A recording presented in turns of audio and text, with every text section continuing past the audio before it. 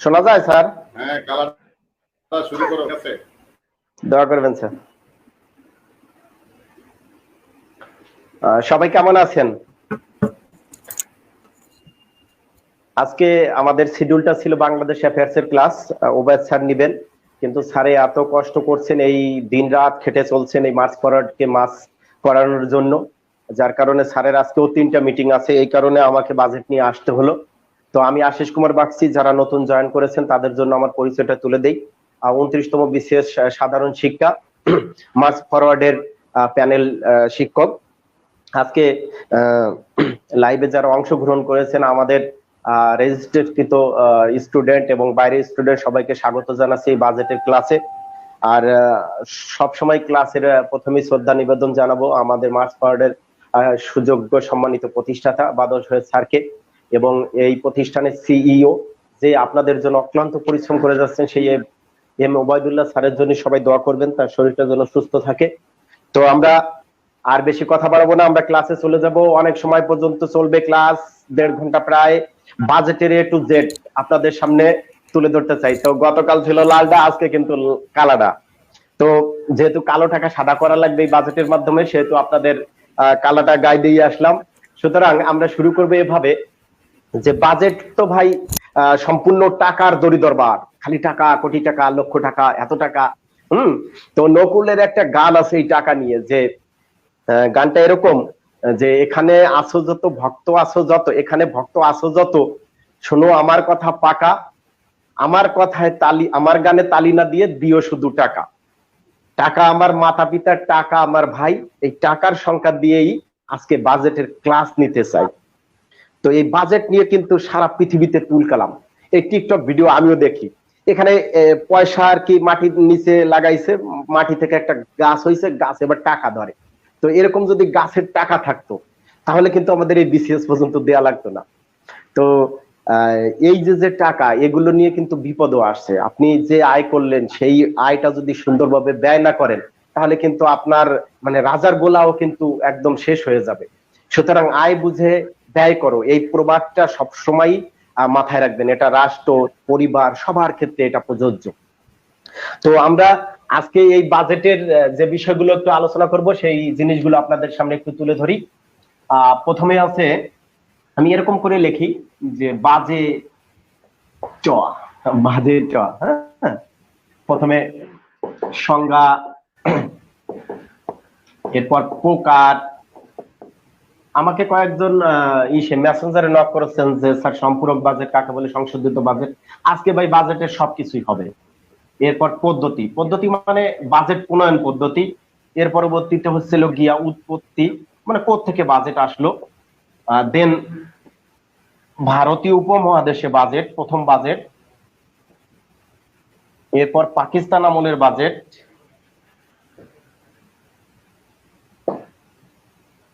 পাকিস্তানের বাজেট, দেন বাংলাদেশের budget, last হচ্ছে 2020-21। এই বিষয়গুলো আলোচনা করব। সুতরাং বুঝতেই পারছেন যে আমাদের কতগুলো আলোচনার বিষয় আজকে থাকবে। তো প্রথমে বাজেট নিয়ে একটা কথা বলি। বাজেট শব্দটা বাংলাদেশের সংবিধান, বাংলাদেশের জাতীয় সংসদে উত্থাপিত পাস হয় বাজেট নামে কোনো শব্দ নাই। সে আবার কিরকম, যেমন আমাদের বাজেটের সাংবিধানিক নাম হচ্ছে বার্ষিক আর্থিক বিবৃতি, এটা 87 নং অনুচ্ছেদে আছে, বার্ষিক আর্থিক বিবৃতি। আর এই বাজেটটা বার্ষিক আর্থিক বিবৃতি হিসেবেই সংসদে উত্থাপিত হয় এবং 81 অর্থ বিল আকারে এটা পাস হয়।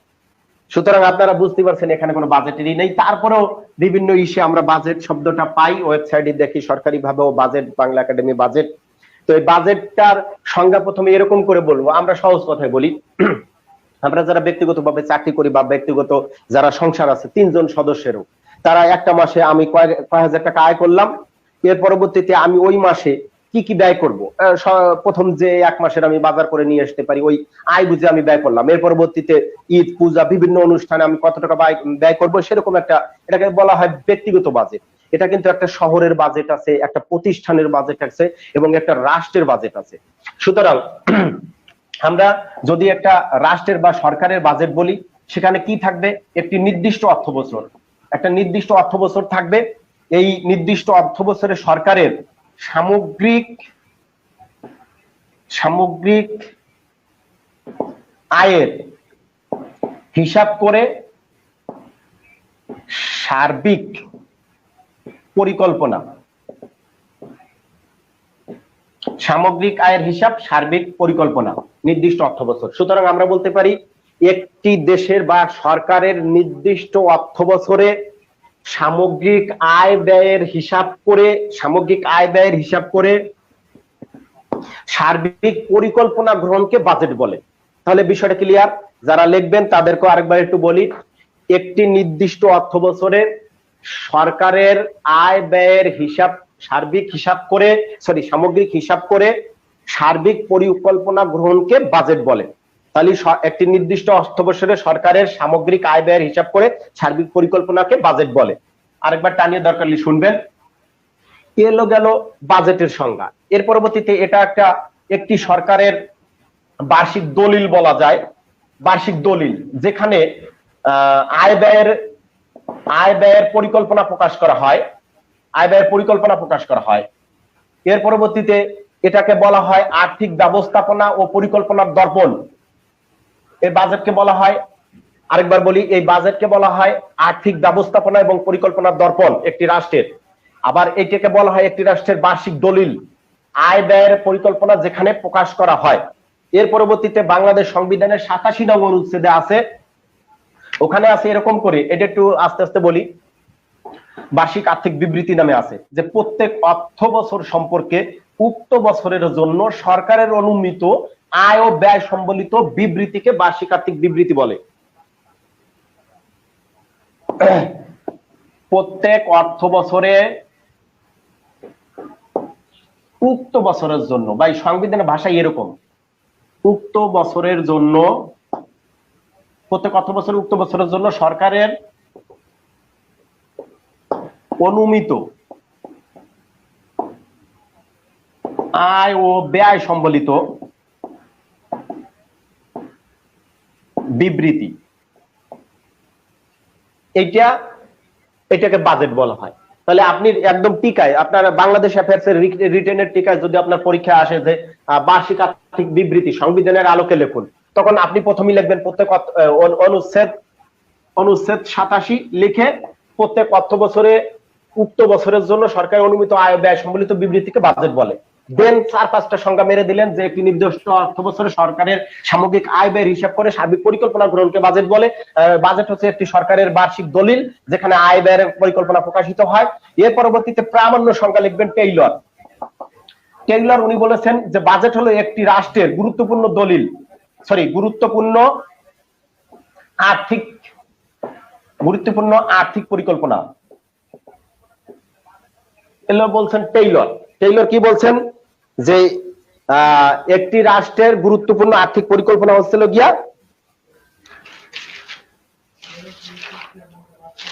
বাজেট বলা হয়।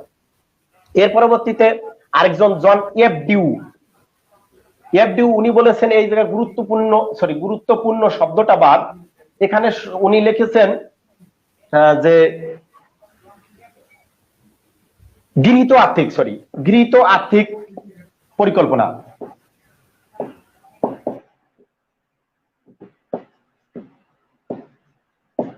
এই যে একটু ক্লিয়ার হন। টেইলর বলেছেন একটি রাষ্ট্রের বাজেট হলো একটি রাষ্ট্রের গুরুত্বপূর্ণ আর্থিক পরিকল্পনা, আর জন এফ ডিউ বলেছেন বাজেট হলো একটি নির্দিষ্ট মেয়াদে একটি রাষ্ট্রের গৃহীত আর্থিক পরিকল্পনা। দুটি প্রামাণ্য সংজ্ঞা কিন্তু আমরা পেয়ে গেলাম, জন এফ ডিউ আর হচ্ছে টেইলর।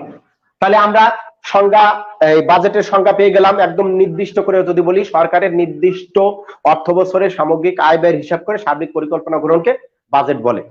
অর্থাৎ ভাই আমরা ব্যক্তিগতভাবে প্রথমে আয় করি, দেন হচ্ছে ব্যয় করি। ক্লিয়ার?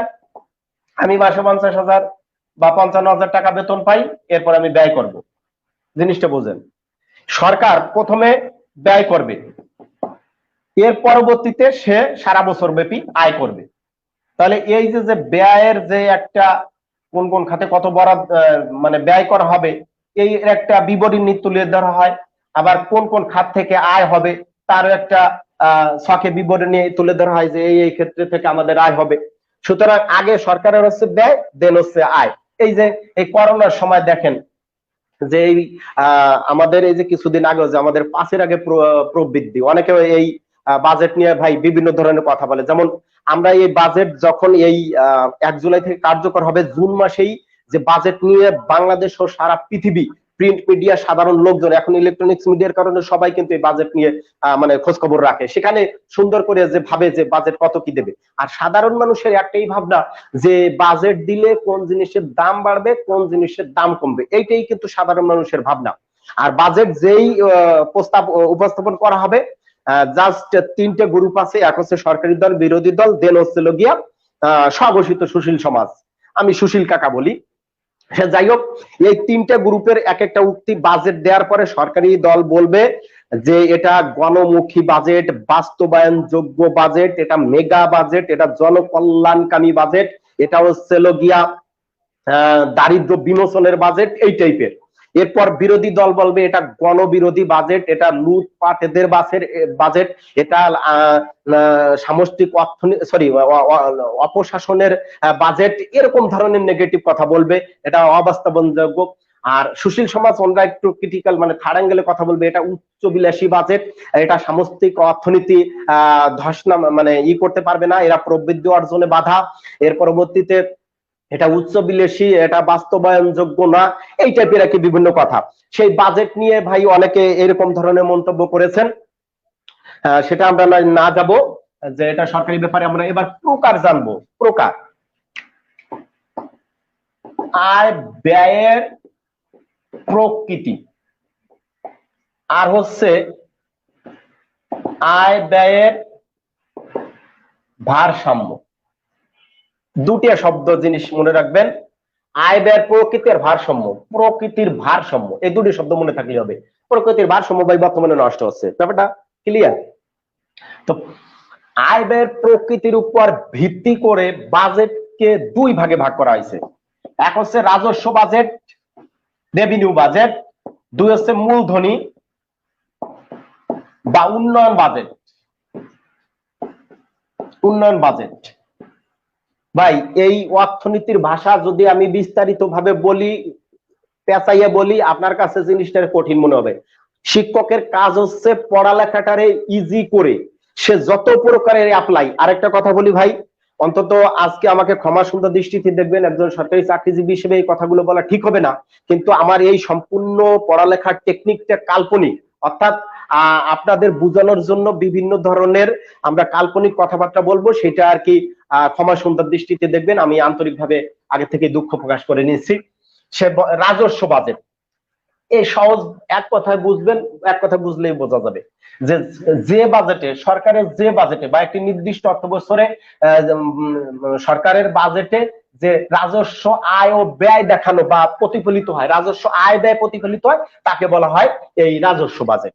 আর মূলধনী বাজেট, যে বাজেটে উন্নয়নের উন্নয়নের যে হিসাব, অর্থাৎ উন্নয়নের যে আয় ব্যয় দেখানো হয়, সেটাকেই বলা হয় যে মূলধনী বা উন্নয়ন বাজেট, অর্থাৎ উন্নয়নটাকে দেখাবে। এখানে উন্নয়ন বাজেটে একটা এডিপি বরাদ্দ দেওয়া হয়, অর্থাৎ আমরা বলতে পারি যে বাজেটে উন্নয়নের ব্যয় সংক্রান্ত বিষয় প্রতিফলিত হয় তাকে মূলধনী বা উন্নয়ন বাজেট বলে। তাহলে রাজস্ব বাজেট, যে বাজেটে সরকারের আয় ব্যয়, রাজস্ব আয় ব্যয় দেখানো হয়, আর উন্নয়নমূলক খাতে যে ব্যয় হবে এটা দেখানো হয়। এবার গেল আয় ব্যয়ের প্রকৃতি। এবার আসছি আয় ব্যয়ের ভারসাম্য।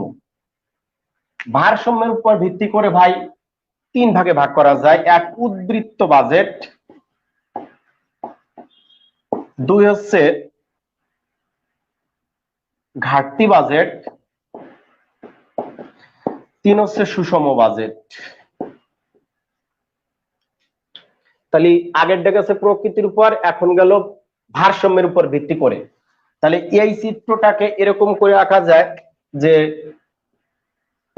অসম বাজেট,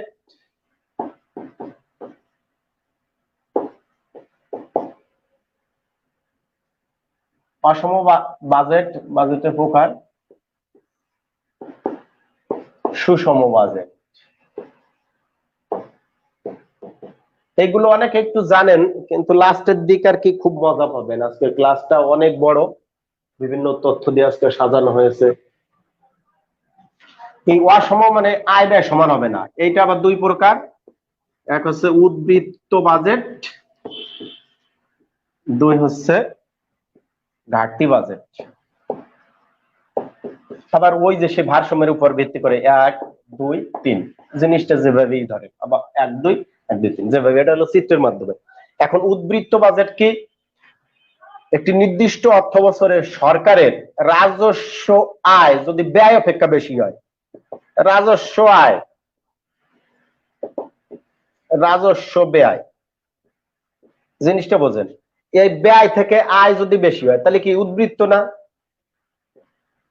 আমাদের রাজস্ব আয় মনে করেন যে অনেক বেশি হলো, এরপরে তো সাইডে পদ্মা সেতু বানাবো, দরকার হলে পদ্মা সেতুর উপর দিয়ে আরেকটা পদ্মা সেতু বানাবো, ঠিক আছে? টাকা বেশি থাকলে পারে, এটা আমাদের গর্বের বিষয়। পদ্মা সেতু বাংলাদেশকে সারা পৃথিবী, আইফেল টাওয়ার দিয়ে ফ্রান্স এনে, স্ট্যাচু অফ লিবার্টি দিয়ে আমেরিকা সেনা, পদ্মা সেতু দিয়ে বাংলাদেশ সেনবে, এটা বাংলাদেশের একটা চ্যালেঞ্জ। সারা পৃথিবী বলেছিল পদ্মা সেতু সম্ভব না, একজন প্রধানমন্ত্রী এবং 16 কোটি মানুষ বলেছিল পদ্মা সেতুর নিজস্ব অর্থায়নে সম্ভব।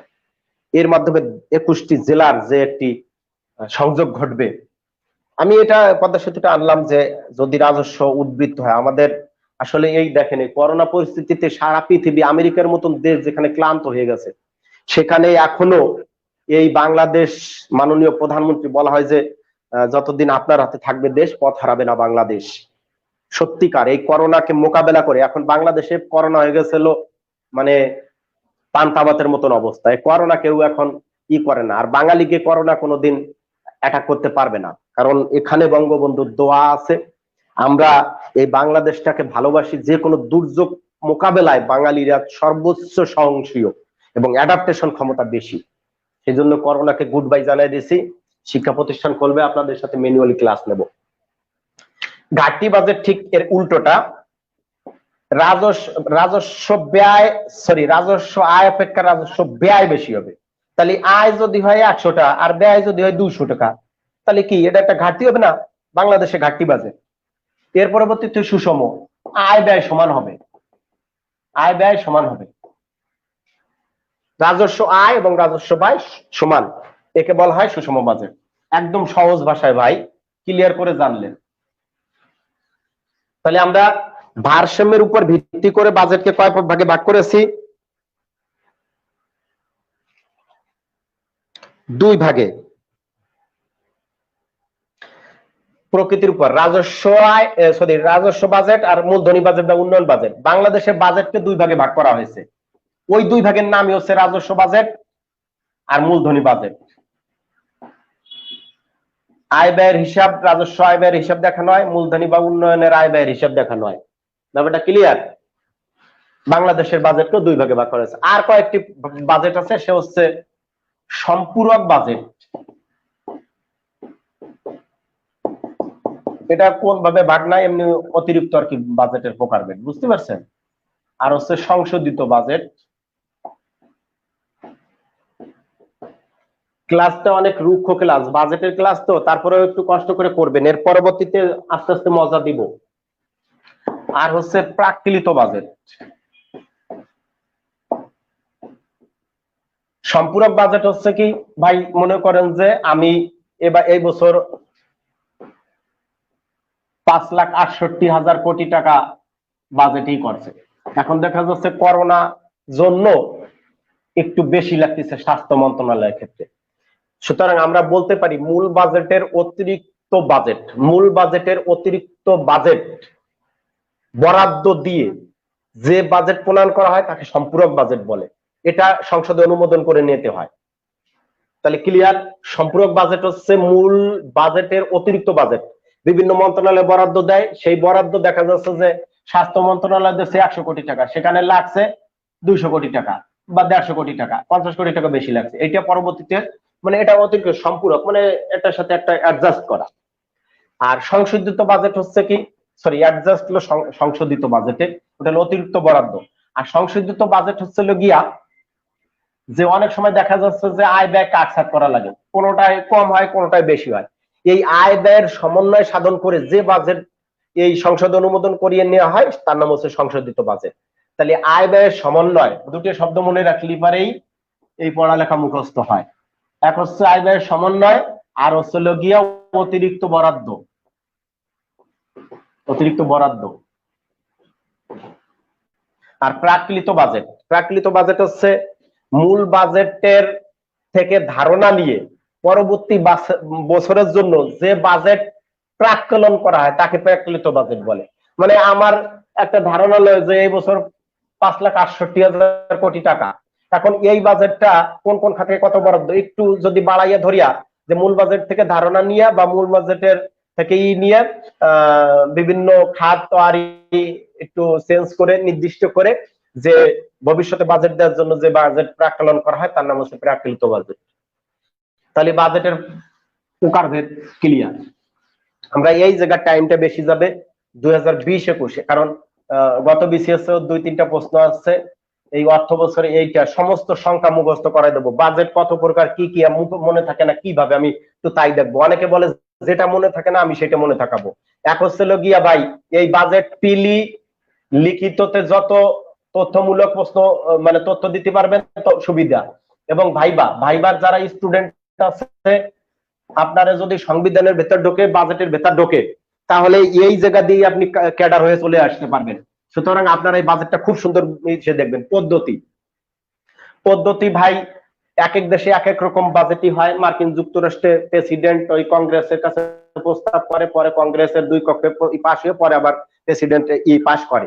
আর বাংলাদেশে অবস্থা হলো এরকম, একদম সহজ কথায় শোনেন, তার আগে এই বিষয়টা একটু বলি।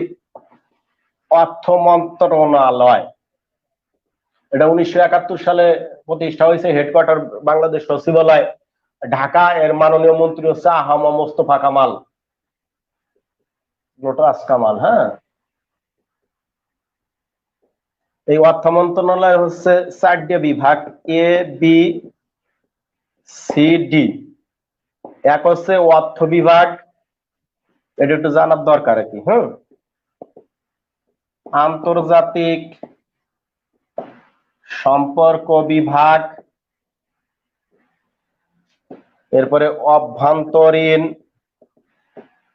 সম্পদ বিভাগ, দেন হচ্ছিল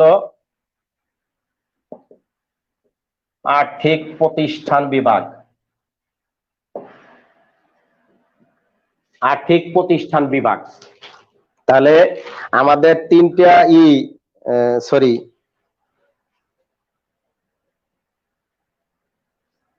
এটা একটু সহজে একটু নামটা মুখস্থ করাই যে সরি এটা আন্তর্জাতিক না অর্থনৈতিক, সেটাই তো ভাবতেছি, সবই অর্থনৈতিক। হ্যাঁ, আন্তর্জাতিক অর্থনৈতিক। এবার একটু শোনেন, অর্থ মন্ত্রণালয়ের 4টে ভাগ আছে, অর্থ বিভাগ, অর্থনৈতিক সম্পর্ক বিভাগ, অভ্যন্তরীণ সম্পদ বিভাগ, দেন হচ্ছে গিয়া আর্থিক প্রতিষ্ঠান বিভাগ। এখন এটা হচ্ছে আব্দুর রউফ, আব্দুর ফাতেমা, আর হচ্ছে আবু আর হচ্ছিল আসাদুল, ফাতিমা, আসাদুল। অর্থ বিভাগের মাননীয় সচিব হচ্ছে আব্দুর রউফ স্যার, উনি সচিব পদমর্যাদার। আর অর্থনৈতিক সম্পর্ক বিভাগের হচ্ছে ফাতেমা ইসলাম, উনি সচিব পদমর্যাদার। আর অভ্যন্তরীণ সম্পর্ক বিভাগের সচিব হচ্ছেন গিয়া আবু হেনা মোহাম্মদ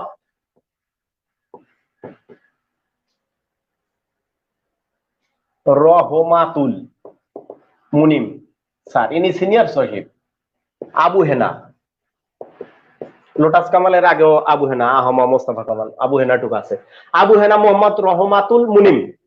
এখন দেখেন এই অভ্যন্তরীণ সম্পদ বিভাগের যিনি সচিব তিনি পদাধিকারী এনবিআর এর চেয়ারম্যান। তাহলে ইনি হচ্ছে এনবিআর এর চেয়ারম্যান। এবং এইটুক মনে রাখেন যে এই অর্থ মন্ত্রণালয়ের শীর্ষ শীর্ষ কর্মকর্তা হচ্ছে গিয়া এই অভ্যন্তরীণ সম্পদ বিভাগের যিনি সচিব, উনি বর্তমানে সিনিয়র সচিব, এই কারণে তিনি সিনিয়র সচিব। আর আসাদুল ইসলাম হোসেন এই বিভাগের তিনিও সিনিয়র সচিব পদমর্যাদায়। তাহলে অর্থ মন্ত্রণালয়ের 4টি বিভাগ: অর্থ বিভাগ, অর্থনৈতিক সম্পর্ক বিভাগ, অভ্যন্তরীণ সম্পদ বিভাগ, এরপরে আর্থিক প্রতিষ্ঠান বিভাগ। অভ্যন্তরীণ সম্পদ বিভাগের প্রধান হচ্ছেন বর্তমান আবু হেনা মোহাম্মদ রহমাতুল মুনিম, তিনি এনবিআর এর chairman. NBR national board of revenue 1972 সালে প্রতিষ্ঠা, হেডকোয়ার্টার ঢাকা, বাংলাদেশ ঢাকা হেডকোয়ার্টার। এর পরবর্তীতে এনবিআর চেয়ারম্যান ওই রহমতুল মুনিম স্যার, সিনিয়র সচিব। এই শুল্ক, কর আরোপ, প্রণয়ন, চোরাচালান রোধ এই এনবিআর এর উদ্দেশ্য। ব্যাপারটা বুঝতে পারছেন? এই উদ্দেশ্যেই প্রতিষ্ঠা হয়েছে। এখন আপনাদের সাথে কয়েকটা জিনিস পরিচিত করলাম। এক হচ্ছে গিয়ে অর্থ মন্ত্রণালয়, দেন হচ্ছে অর্থ বিভাগ। এখন বাংলাদেশে হচ্ছে গিয়া 1 জুলাই টু 30 জুন এলো অর্থ বছর, ঠিক আছে? এটা বাংলাদেশ আছে, পাকিস্তান আছে, অস্ট্রেলিয়া, নিউজিল্যান্ড এই অর্থ বছরে আর কি বাজেট ঘোষণা করে। সুতরাং আপনি সহজে দেখেন, আমরা বলছি যে বাংলাদেশে বাজেট প্রণয়ন পদ্ধতি প্রথমে কি করে, যে এই যখন জুন, এটা দ্বিতীয় অর্ধ হচ্ছে July, August, September, October, November, December হচ্ছে 6 মাস। ডিসেম্বরের পরে গিয়ে দ্বিতীয় অর্ধে, এই দ্বিতীয় অর্ধ যখন চলে আসে তখন এই অর্থ মন্ত্রণালয়, এই অর্থ বিভাগে বিশেষ করে ফেব্রুয়ারিতে এই অর্থ মন্ত্রণালয় অর্থ বিভাগকে দায়িত্ব দেয় যে পরবর্তী বাজেটের জন্য প্রস্তুতি গ্রহণ করুন। এর পরবর্তীতে অর্থ বিভাগ কি করে, অর্থ বিভাগ বিভিন্ন মন্ত্রণালয়কে সাথে বৈঠক করে, ওদেরকে বলে আপনাদের বিভিন্ন খাতে যে বরাদ্দ সেটা আপনারা দেন। বিভিন্ন মন্ত্রণালয় তাদের সংস্থা, বিভাগ, উইং, বিভিন্ন প্রতিষ্ঠানের সাথে যোগাযোগ করে। এটা হচ্ছে মন্ত্রণালয়। যেমন আমাদের এই যে শিক্ষা, আমরা যারা শিক্ষা ক্যাডারে আছি, এদের ওই এক সময় আসে যে বাজেটে কার কি স্যালারি স্টেটমেন্ট, সেরকম করে একটা দেন, আপনার বেসিক অনুযায়ী কি কি ভাতা টাতা পান, এরকম করে একটা তথ্য। তো ওনারা এই বিভিন্ন বিভাগ মন্ত্রণালয়ের কাছে পাঠায়, এই মন্ত্রণালয় আবার অর্থ বিভাগে পাঠায়, এরকম করে পাঠায়। আবার অর্থ বিভাগ তাদের এই বিভিন্ন বিষয় নির্ধারণ করে আবার মন্ত্রণালয়ের সাথে বৈঠকে বসে। এর বাইরে এনবিআর কি করে, এনবিআর বিভিন্ন সংগঠনের সাথে ডেকে বৈঠক করে। এরা মূলত যে রাজস্ব আয় কত হবে এই বিষয়টা তাদের মেইনত কাজ, যে রাজস্ব আয় কত হবে সেটা অর্থ মন্ত্রণালয় সরকারকে জানানো, আর অর্থ বিভাগ কোন জায়গায় কত ব্যয় হবে এই বিষয়টা জানানো। আর আরেকটা আছে অর্থনৈতিক সম্পর্ক বিভাগ। এরা কি করে, এরা বিদেশ থেকে কত বৈদেশিক অনুদান আসে এই বিষয়গুলো নিয়ে তারা আলোচনা করে, সবকিছু অ্যাডজাস্টমেন্ট করে একটা বাজেট তৈরি করা হয়। তাহলে আপনারা বিষয়টা ক্লিয়ার হলেন। অর্থ বিভাগের কাজটা প্রধানত মেইন, তারা বিভিন্ন জায়গাতেই নেয়। রাজস্ব বিভাগ, এটারও তারা ব্যয় নির্ধারণ করে, এরা বৈদেশিক অনুদান কত কি আসে। এর পরবর্তীতে বাংলাদেশ ব্যাংক, তারও একটা ভূমিকা আছে। বাংলাদেশ ব্যাংক কি করে, তারা এই মুদ্রা সরবরাহ এবং মুদ্রানীতি নিয়ন্ত্রণে এই আর কি অর্থ মন্ত্রণালয়ের সহযোগিতা করে, আর রাজস্ব আয় নির্ধারণ করে এনবিআর। তাহলে আমরা এইভাবে আর কি বাজেট, এর পরবর্তীতে যেভাবে পাস হয়, সেই পাসটা হলো কি ভাই, যে জাতীয় সংসদে যেদিন বাজেট ঘোষণা হবে তার ওই দিনকে দেখা গেছে বিকেল 3টের সময়, মানে 3টের সময় বাজেট ঘোষণা হবে, সকাল 10টা থেকে মিটিং শুরু হয়ে যায়। মন্ত্রী পরিষদ, সমস্ত মন্ত্রীরা থাকবে ওই সংসদ ভবনে আর কি, মন্ত্রী পরিষদের মিটিং বসে। সুতরাং ওই মন্ত্রী পরিষদের মিটিং বসার পরে মাননীয় প্রধানমন্ত্রী তিনি সভাপতি থাকেন। এর পরবর্তীতে তারা ওই মন্ত্রী পরিষদে এটাকে অনুমোদন দেয়। অনুমোদন দেওয়ার পরে পরবর্তীতে সংসদে উত্থাপিত হয় বার্ষিক আর্থিক বিবৃতি নামে। আর অর্থ বিল আকারে এটা পাস হয়। পরবর্তীতে রাষ্ট্রপতির অনুমোদন পাইলে পারেই এই বাজেটটা আর কি কার্যকর হয়ে গেল। কার্যকর হবে 1 জুলাই থেকে কার্যকর হবে, 1 জুলাই থেকে। এবার আসি আমাদের বাজেটের প্রকার পদ্ধতি হয়ে গেছে। এবার আসি উৎপত্তি সম্পর্কে। ভাই উৎপত্তিটা একটু বিশেষ করে ক্লিয়ার জানবেন। BUDGET বাজেট, এই বাজেট শব্দটা আসছে প্রাচীন ফরাসি শব্দ বিওইউ ডিজিই ডাবল টি ই, এটা উচ্চারণ আছে বোগেট, বুগেট, সরি বোগেট আর হচ্ছে বুজেট, তিনটে উচ্চারণই পাইছি ভাই, কোনো সমস্যা নাই। বোগেট, বোগেট, বুজেট। বাজেট শব্দটা আইছে ফরাসি শব্দ, প্রাচীন ফরাসি শব্দ বোগেট থেকে। এই এর অর্থ হচ্ছে চামড়ার ব্যাগ বা থলে, চামড়ার ব্যাগ বা থলে। আগে অনেক মানে আগে বিভিন্ন রাষ্ট্র এই থলে বা ব্যাগে করে তাদের রাজস্ব আয় ব্যয়ের হিসাবগুলো নিয়ে যেত এবং পরবর্তীতে সংসদে উত্থাপিত হতো বিধায় এই বাজেট থেকে আর কি এই শব্দটা এসেছে, বাজেট শব্দটা এসেছে। তাহলে আমাদের বাজেট শব্দ এসেছে বোগেট বা বুজেট বা বুগেট থেকে বাজেট শব্দটা এসেছে। এখন দেখেন আমি এই বাজেটটা প্রথমে একটু ক্লিয়ার হবেন। 1720, 1733, 14 মার্চ, এই দুটো সাল একটু জেনে রাখবেন।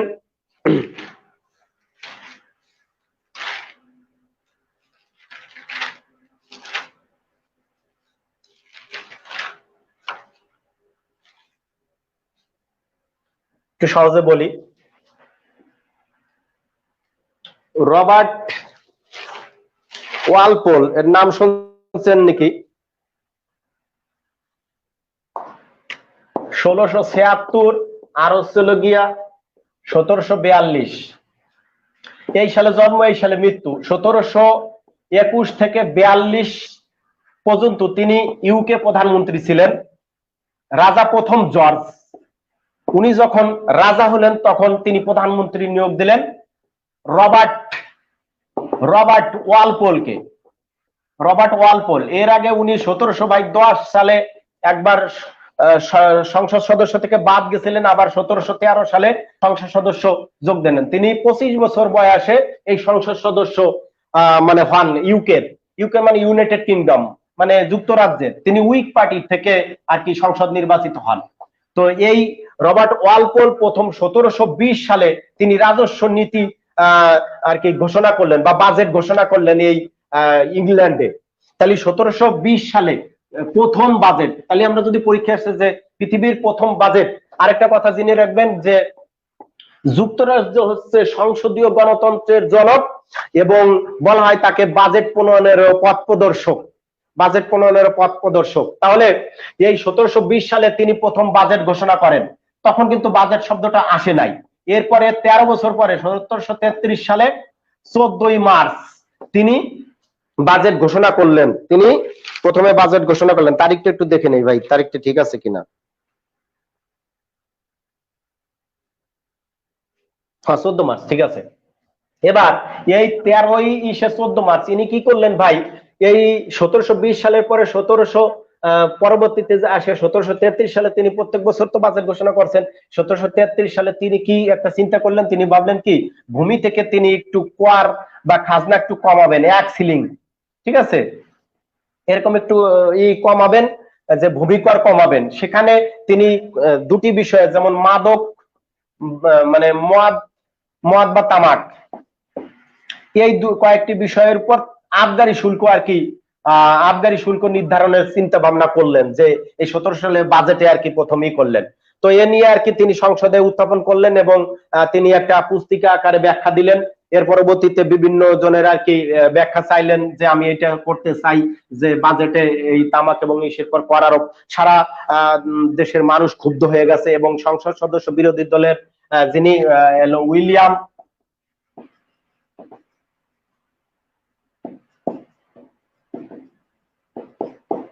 উইলিয়াম পুলটেন্সি, উনি এই ওয়ালপোলের এই বাজেটের যে মানে বিষয়ে একটা উত্তর দিলেন, সেটা হচ্ছে কি the budget open or an answer to a pamphlet, এরকম করে তিনি একটা বইও লিখলেন, এই ফুল টেন্সি।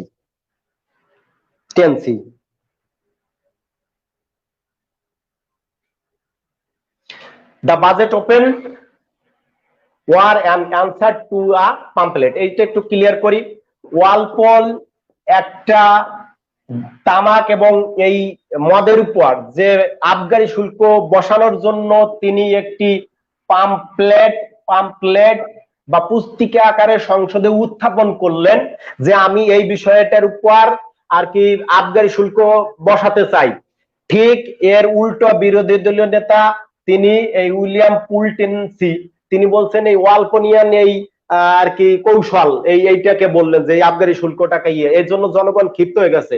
কারণ কি ভাই, যেখানে ওই বরফ আচ্ছাদিত সেখানে যেমন বাংলাদেশে মদটাকে হারাম বলা হলে পারে এই করোনার সময় বা শীতকালে দেখা যাচ্ছে যে ইউরোপ মহাদেশে বা যেখানে শীত, আইসল্যান্ড, সুইজারল্যান্ড, স্ক্যান্ডিনেভিয়ান যে দেশগুলো, আমেরিকা, এরপরে ওখানে কিন্তু মদ খায় বা খেয়ে শরীরটাকে গরম করে।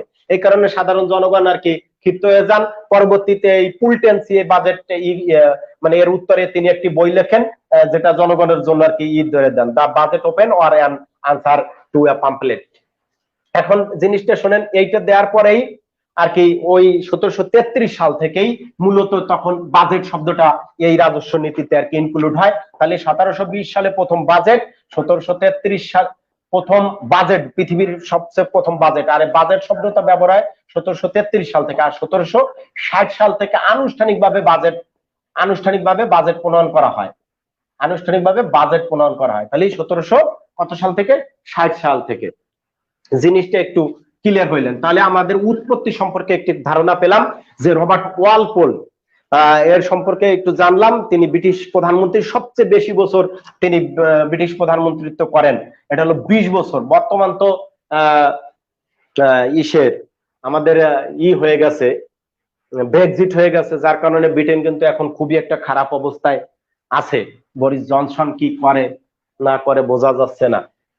সে যাই হোক ভাই, ইতিহাসের শিক্ষা ফিরে আসে। এক সময় বলা হতো ইউকের সূর্য কোনোদিন ডোবে না। এখন দেখেন মানে ভারতবর্ষ শাসন করতো এই ইউকে। আমার কাছে এমন মনে হয় যে ভারত, পাকিস্তান বা বাংলাদেশ থেকে, আমাদের বাংলাদেশ থেকে তো টিউলিপ সিদ্দিকী ম্যাম, উনি কিন্তু ইউকের সংসদ সদস্য হয়েছেন। তো এক সময় দেখা যাচ্ছে যে পাকিস্তানে একজন লন্ডনের মেয়র এই ভারত পাকিস্তান থেকেই কোনোদিন আর কি দেখা যাচ্ছে যে ইংল্যান্ডের প্রধানমন্ত্রী হবে। অর্থাৎ ওরা শাসন করছে, আমরা আবার ভবিষ্যতে ব্রিটিশদের শাসন করব। সে যাই হোক, আমাদের যে কথাটা, এবার আসি ভারতীয় উপমহাদেশে। এই ব্রিটিশরা তো ভাই এই ভারতীয় উপমহাদেশ পৃথিবীর সমস্ত রাষ্ট্র ওই গড়ে সে শাসন করেছে। সুতরাং ভারতীয় উপমহাদেশে কি করলাম একটু সংক্ষেপে ইতিহাস শোনেন। 1857 সালে সিপাহী বিদ্রোহ হয়, ঠিক আছে, ভারতবর্ষে সিপাহী বিদ্রোহ। অর্থাৎ এই ব্রিটিশ সেনাবাহিনীর মধ্যে যারা এই ভারতীয় যারা সেনাবাহিনী ছিল তারা আর কি ব্রিটিশ শাসনের বিরুদ্ধে একটা বিদ্রোহ করে। কার্তুজের ভিতর গরু এবং শুকরের ঈদ দিয়া এরকম আর কি বিভিন্ন প্রচলন ছিল যে তাদেরকে ওটা কাটতে হতো। সে সিপাহী বিদ্রোহ করে, অর্থাৎ ইংরেজদের শাসনের বিক্ষুব্ধ হয়ে, ইস্ট ইন্ডিয়া কোম্পানির শাসনের বিক্ষুব্ধ হয়ে এই সিপাহী বিদ্রোহটা হয়। এই সিপাহী বিদ্রোহের পরবর্তীতেই দেখা যাচ্ছে 1858 সালে, ওই 1757 সালে 1858 সালে রানী ভিক্টোরিয়া তিনি কি বললেন যে ওই ইস্ট ইন্ডিয়া কোম্পানির শাসন বাদ, ইস্ট ইন্ডিয়া কোম্পানির শাসন ভারতবর্ষে চলবে না, এখন থেকে সরাসরি রানীর অধীনে, অর্থাৎ রানী তার প্রতিনিধি পাঠাবে, সেই প্রতিনিধি ভারতবর্ষ শাসন করবে, অর্থাৎ ব্রিটিশদের অধীনে ভারতবর্ষ একদম ডাইরেক্ট চলে গেল। তখন লর্ড ক্যানিংকে কিন্তু পাঠানো হলো প্রথম ভাইসরয় হিসেবে। ভাইসরয় অর্থাৎ ভাইসরয় মানে রানীর প্রতিনিধি। লর্ড ক্যানিংকে পাঠানো হলো যে তুমি যাও ভারতবর্ষকে শাসন করো। তো লর্ড ক্যানিং এর সময় তার পরামর্শ ইন্ডিয়ান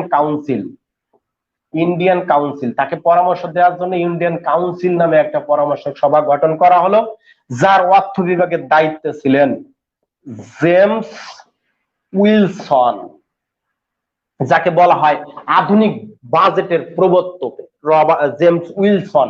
তো এই উইলসন কি করে একটু শোনেন। এই উইলসন প্রথমে এই 1800 সালে এই 1860 সালে ভুল কইছি, 1860 সালে 60-61 এই তারিখটা একটু দেখে বলি ভাই।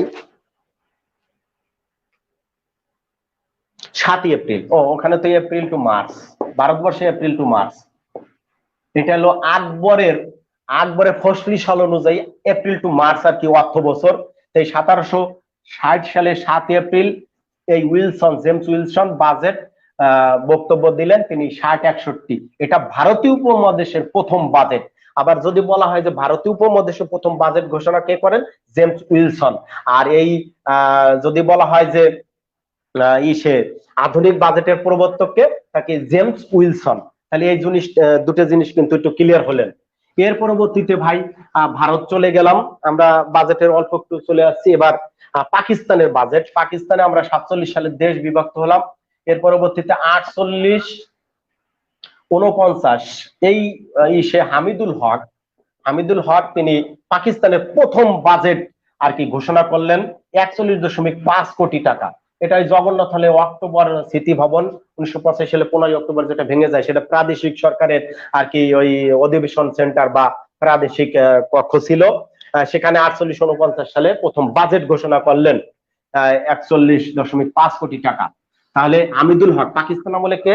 হামিদুল হক। তাহলে এক থেকে একটু দেখেন, ওয়ালপোল প্রথম বাজেট ঘোষণা করেন। তারপরে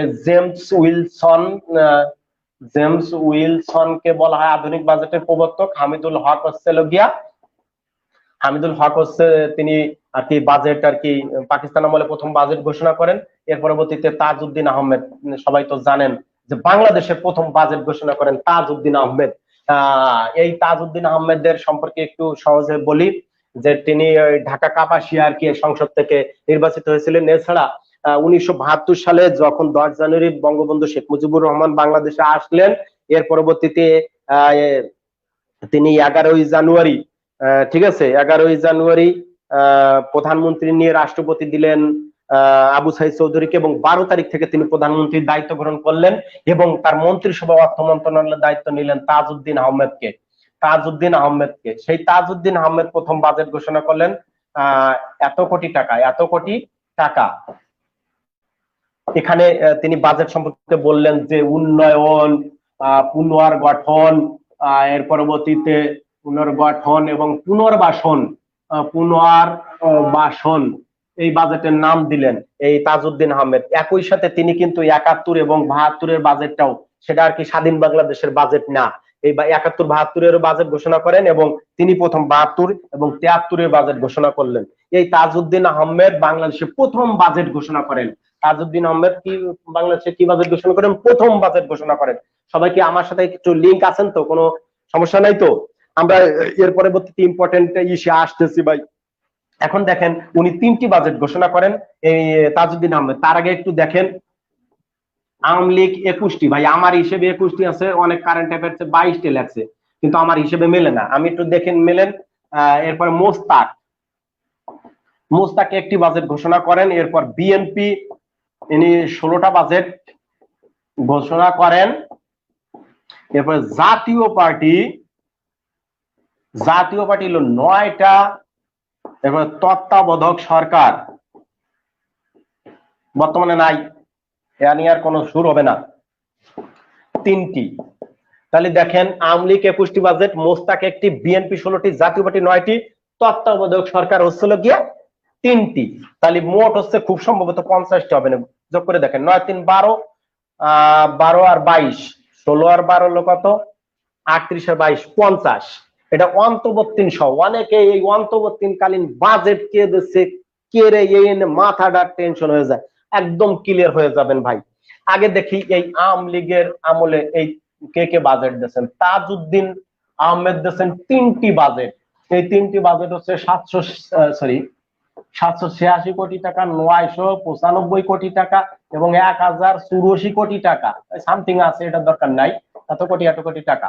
তো বঙ্গবন্ধু শাসনামলে একটা কথা একটু জেনে রাখবেন যে অনেক সময় রিটেন পরীক্ষা আসে 72 সালে বঙ্গবন্ধুর সরকারের আমলে বা শাসন আমলে বাংলাদেশের তার ভূমিকা বা শাসন আমল কিরকম ছিল, তখন এটুকু আপনি বলতে পারবেন 786 থেকে 1084 কোটি টাকা তিনি আর কি বাজেট বৃদ্ধি করেছিলেন।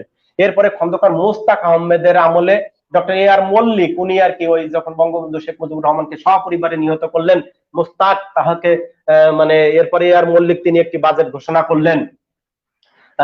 এ আর মল্লিক, এটা হলো 1989 মেবি,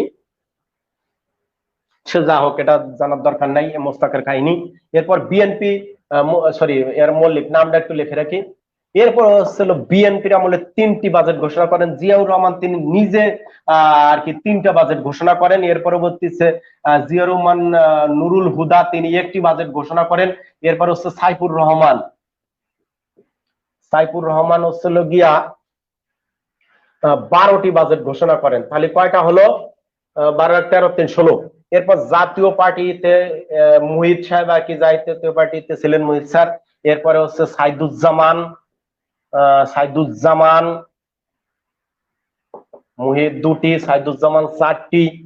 তারপরে জাতীয় পার্টি সাইদুজ্জামান, এরপরে হচ্ছিল গিয়া মুনিম আর কে, একটু নামটা দেখে নিন। মুনিম আর হলো ওয়াহিদুল হক,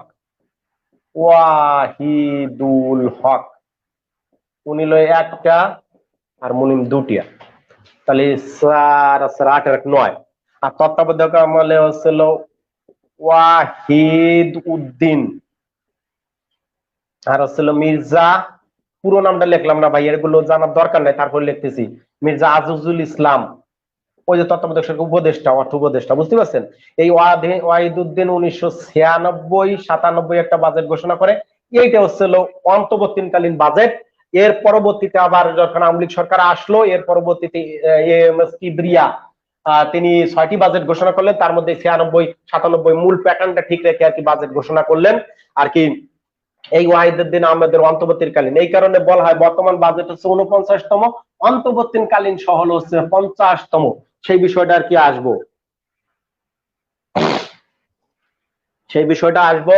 তাহলে আমরা একটু সহজে একটু জেনে রাখলাম তাজউদ্দিন আহমেদ 3টি। তাহলে আওয়ামী লীগ হচ্ছিল, এটা একটু মুখস্থ করাই দিই ভাই, এটা আসতে পারে কোন আমলে কোনটা দিচ্ছে। 5টা। তাহলে আওয়ামী লীগ 21, মোস্তাক 1, বিএনপি 16, জাতীয় পার্টি 9, তত্ত্বাবধায়ক 3। এখন দেখেন 21 বছরের একটা ছেলে 16 বছরের একটা মেয়ের নিয়া মানে 3 দিন পালাতক তত্ত্বাবধায়ক সরকারের আমলে। তাহলে 21 বছরের একটা ছেলে 21 বছরের একটা ছেলে 16 বছরের একটা মেয়েকে নিয়ে মানে 9 তত্ত্বাবধায়ক সরকারের আমলে 3 দিন আর কি ভাতা দেওয়া হয়েছে।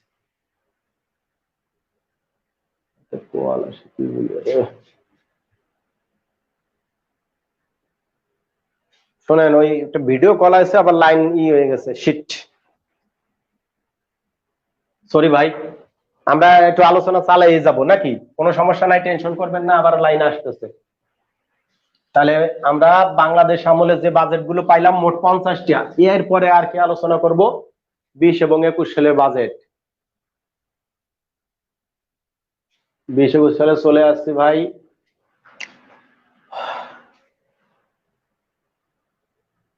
এমন সময় একটা ভিডিও কল আসছে, 10টা খারাপ হয়ে যায়। অর্থনৈতিক উত্তরণ ও ভবিষ্যৎ পথ পরিক্রমা, এই তো চলে আসছে। দুঃখিত ভাই, খুবই দুঃখিত, সরি, ভিডিও কল চলে আসছে, ওইটা কাটিয়ে যায় আর কি অসুবিধা হয়েছে। আমাকে কি দেখা যায়? দাঁড়ান, একটু ডিস্টার্ব দিচ্ছে, বোর্ড মনে দেখা যাচ্ছে না।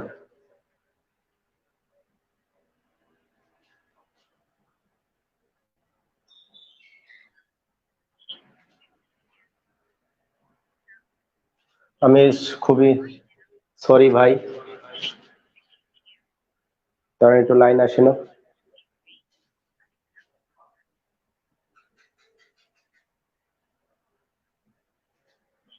স্যার একটু ডিসকানেক্ট হয়ে গেছিল, একটু করে আনিয়ে দেন, দেখা যাচ্ছে না বোর্ডটা।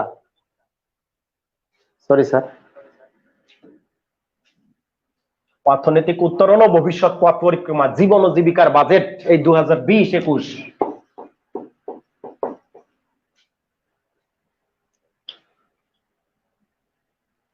শিট।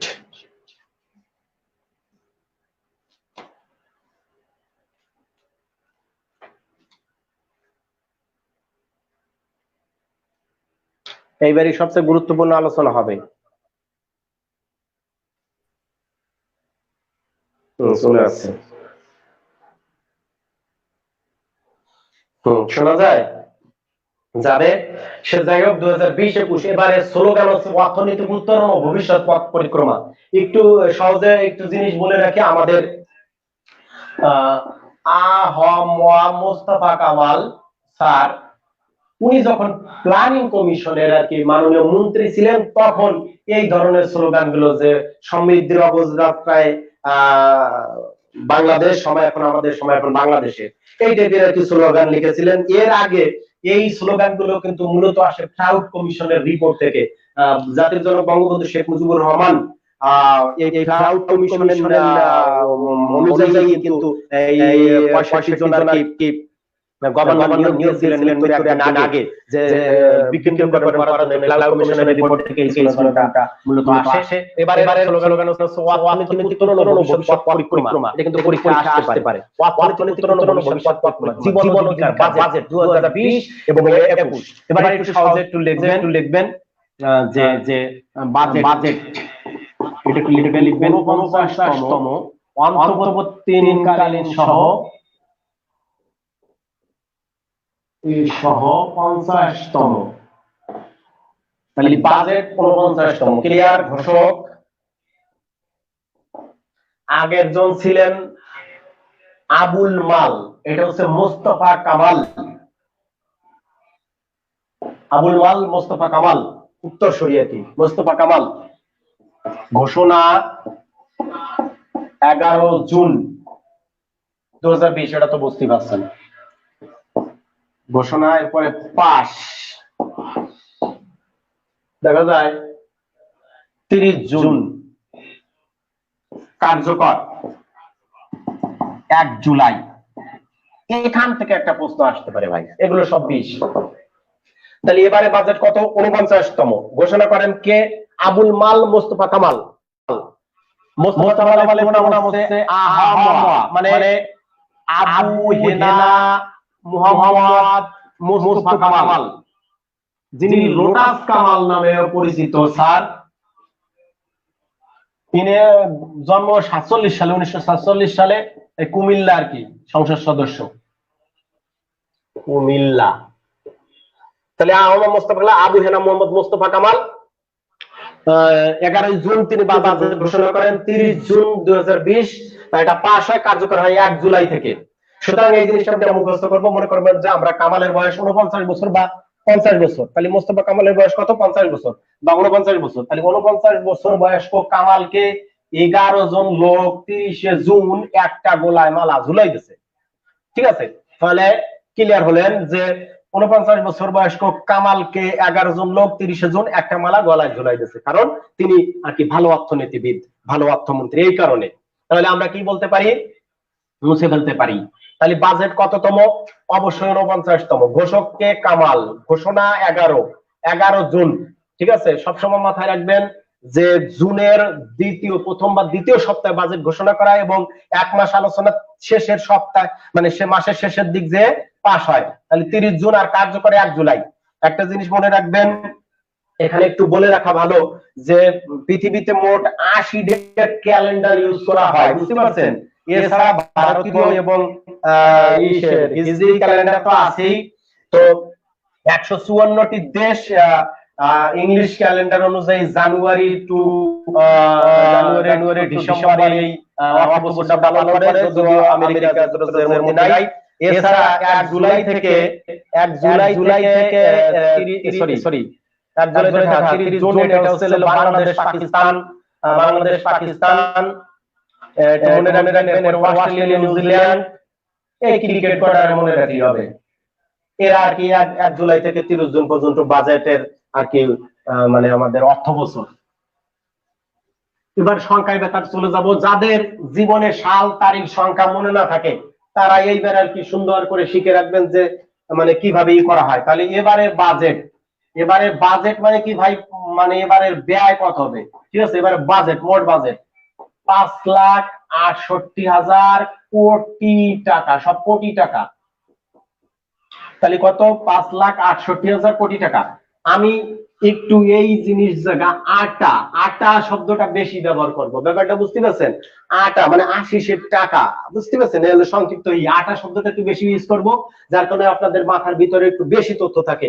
তাহলে বাজেটের মোট বাজেট বা মোট ব্যয় কত হচ্ছে, 5,68,000 কোটি টাকা। জীবনে ভুলবেন না, কিরকম ভাবে ভুলবেন না, মনে করেন কি যে 5 কেজি আটা যদি 68 টাকা করে হয়, সরি পচা আটা যদি 68 টাকা করে কেজি হয়, তাহলে 3টা পোল্ট্রি মুরগির দাম কত? তাহলে পচা আটা যদি 68 টাকা হয়, 3টে পোল্ট্রি মুরগির দাম কত? তাহলে 5,68,568 কোটি টাকা। ব্যাপারটা বুঝতে পারছেন। তাহলে বাজেট কত। এবার ভাই ব্যয়টা আমি বললাম যে এই 5,68 কোটি টাকা। এখন এই ব্যয়টা কোন কোন জায়গায় ব্যয় হবে, যেমন পরিচালন ব্যয়। পরিচালন ব্যয় ভাই যে কটা মন্ত্রণালয় আছে, 13 লক্ষ সরকারি কর্মকর্তা আছে, এই পরিচালন ব্যয় হবে এখান থেকে গিয়া 3,48,180 কোটি টাকা।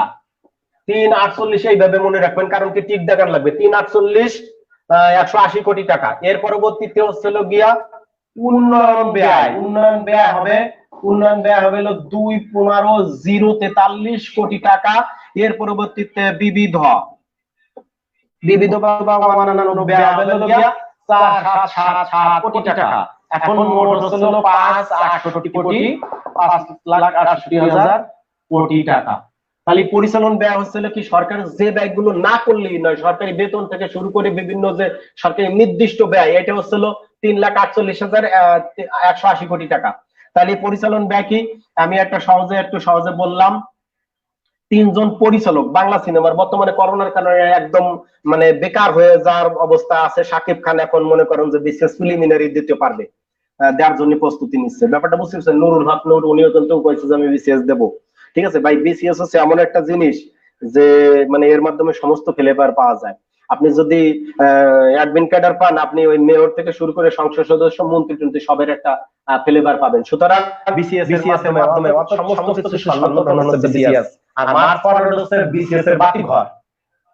তাই পরিচালন ব্যয় হচ্ছিল গিয়া এই যে 3 জন পরিচালক, তারা কি করছে, চার খেলা আটা খাইছে, কোনো টাকা পয়সা দেবে না। যে ভাই করোনার সময় বই চলে না, 180 ডিগ্রি একটা ছবি করছে। তাহলে 3 জন পরিচালক 4 খেলা আটা দিয়ে 180 ডিগ্রি একটা ছবি করছে। এর নায়ক হচ্ছিল গিয়া মানে মাহিয়া মাহি। তাহলে 3,48,140 পরিচালন ব্যয়। উন্নয়ন ব্যয় সবাই একটু বলেন 15 দুগুণে 43। 15 দুগুণে 43 ভাই গুণ যে ভাবে পারি আমি মুখস্থ থাকলে হলো।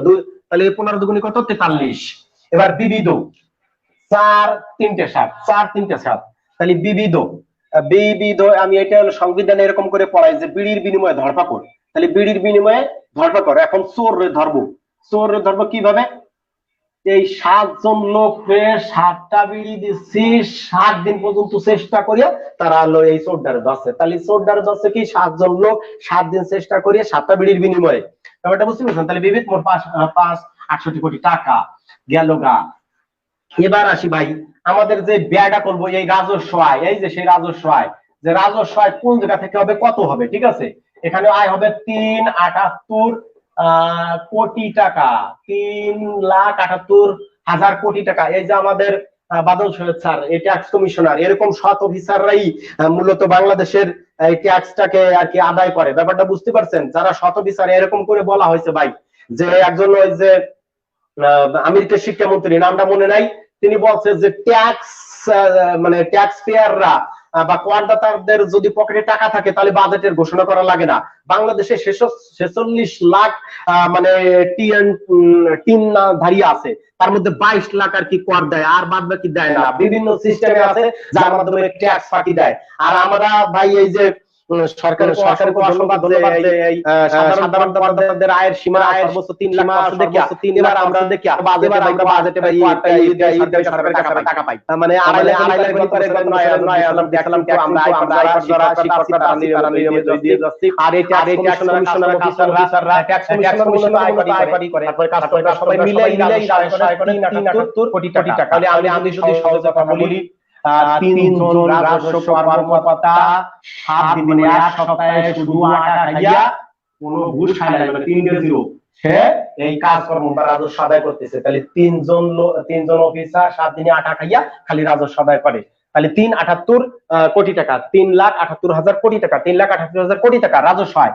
এবার হচ্ছিল বৈদেশিক অনুদান, মানে আমাদের এই যে টাকা এর সাথে কই 5.68 সমান হয় না। সুতরাং আমরা কি করব, বিদেশি অনুদান মানে সহজে বোঝেন, মানে যারা ওয়েলফেয়ার কান্ট্রি আছে তারা এই উন্নয়নশীল রাষ্ট্রগুলোকে বলা হয়েছে যে বাংলাদেশ যদি মধ্যমের কান্ট্রি হয় তাহলে কি আমরা কি এই অনুদান পাবো কিনা। আসলে এই অনুদান যারা ওয়েলফেয়ার কান্ট্রি তারা আর কি অনুদান দিয়ে থাকে।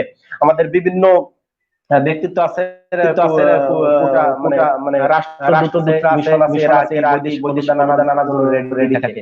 এই বৈদেশিক অনুদান হচ্ছে কত, 4,013 কোটি টাকা। তাহলে সামগ্রিক আয়, আমাদের এই আয়, সামগ্রিক আয় সমান কত, 3,1,0,2,8,3 3 বিদেশি 13 কোটি টাকা, 3 বিদেশি 13 কোটি টাকা, 3 বিদেশি 13 কোটি টাকা। এটা যোগ করলেই হবে। তাহলে বৈদেশিক অনুদান কিরকম ভাই, আপনি 40 জনের বিদেশে পাঠাবেন, 13 লোক তাহলে ওই বৈদেশিক অনুদান আর কি চলে। এখন কিন্তু মানে একটা মজার বিষয় যে এই যে আপনার আলোচনা আমাদের কয়েকজন লোক যাচ্ছে খিচুড়ি রান্না নিয়ে কিন্তু বাংলাদেশের শালা আলোচনা। যাই হোক আমরা কিন্তু সহজ কথা আমরা পেলাম কি বৈদেশিক অনুদান 4,000 জন লোককে পাঠালো, 13 লোক সামগ্রিক আয় হবে।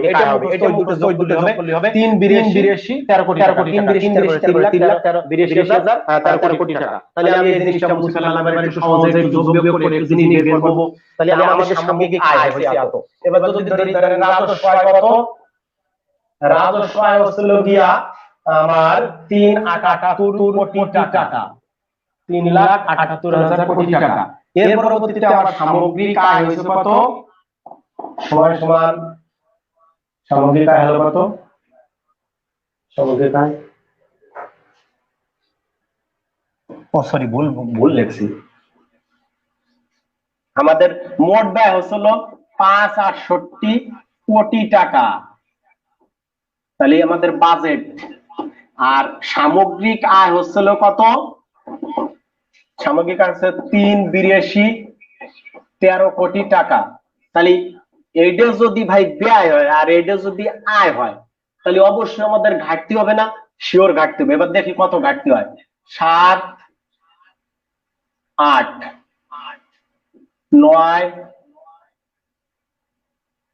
9 এর পরে কত হয়, 3, 5, 8, 1, তাহলে 1,85, 9,87। ঠিক আছে, এটা হলো গিয়া ঘাটতি। এটা হচ্ছে অনুদান সহ, আমাদের কিন্তু অনুদানের মধ্যে লুকায়িত আছে অনুদান সহ ঘাটতি। তাহলে আমাদের সামগ্রিক ঘাটতি অনুদান সহ কত, 1,85, 9,87। তাহলে আমি সহজে কথা বলি 1,85, একটা 85, এটা কি 87 না, 87 না, তাহলে 9,87। তাহলে 1,85, 9,87 মনে রাখার জন্য 1,85, 9,87। তাহলে 1,85, 9,87। আমার কথা কি শোনা যাচ্ছে? অনেকে একটু কল টল দিচ্ছে মনে হয় শোনা যায়, কোনো অসুবিধা নাই, চালাই যাই। মোবাইল চার্জাতে কল দেয় নাই।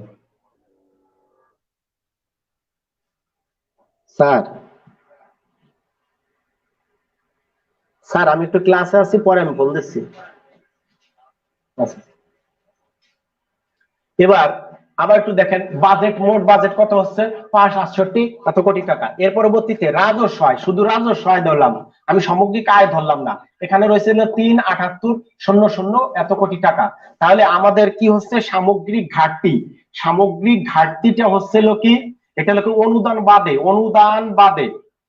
বাদে সহজ কথায় 1,90,000 এত কোটি টাকা, এত কোটি টাকা।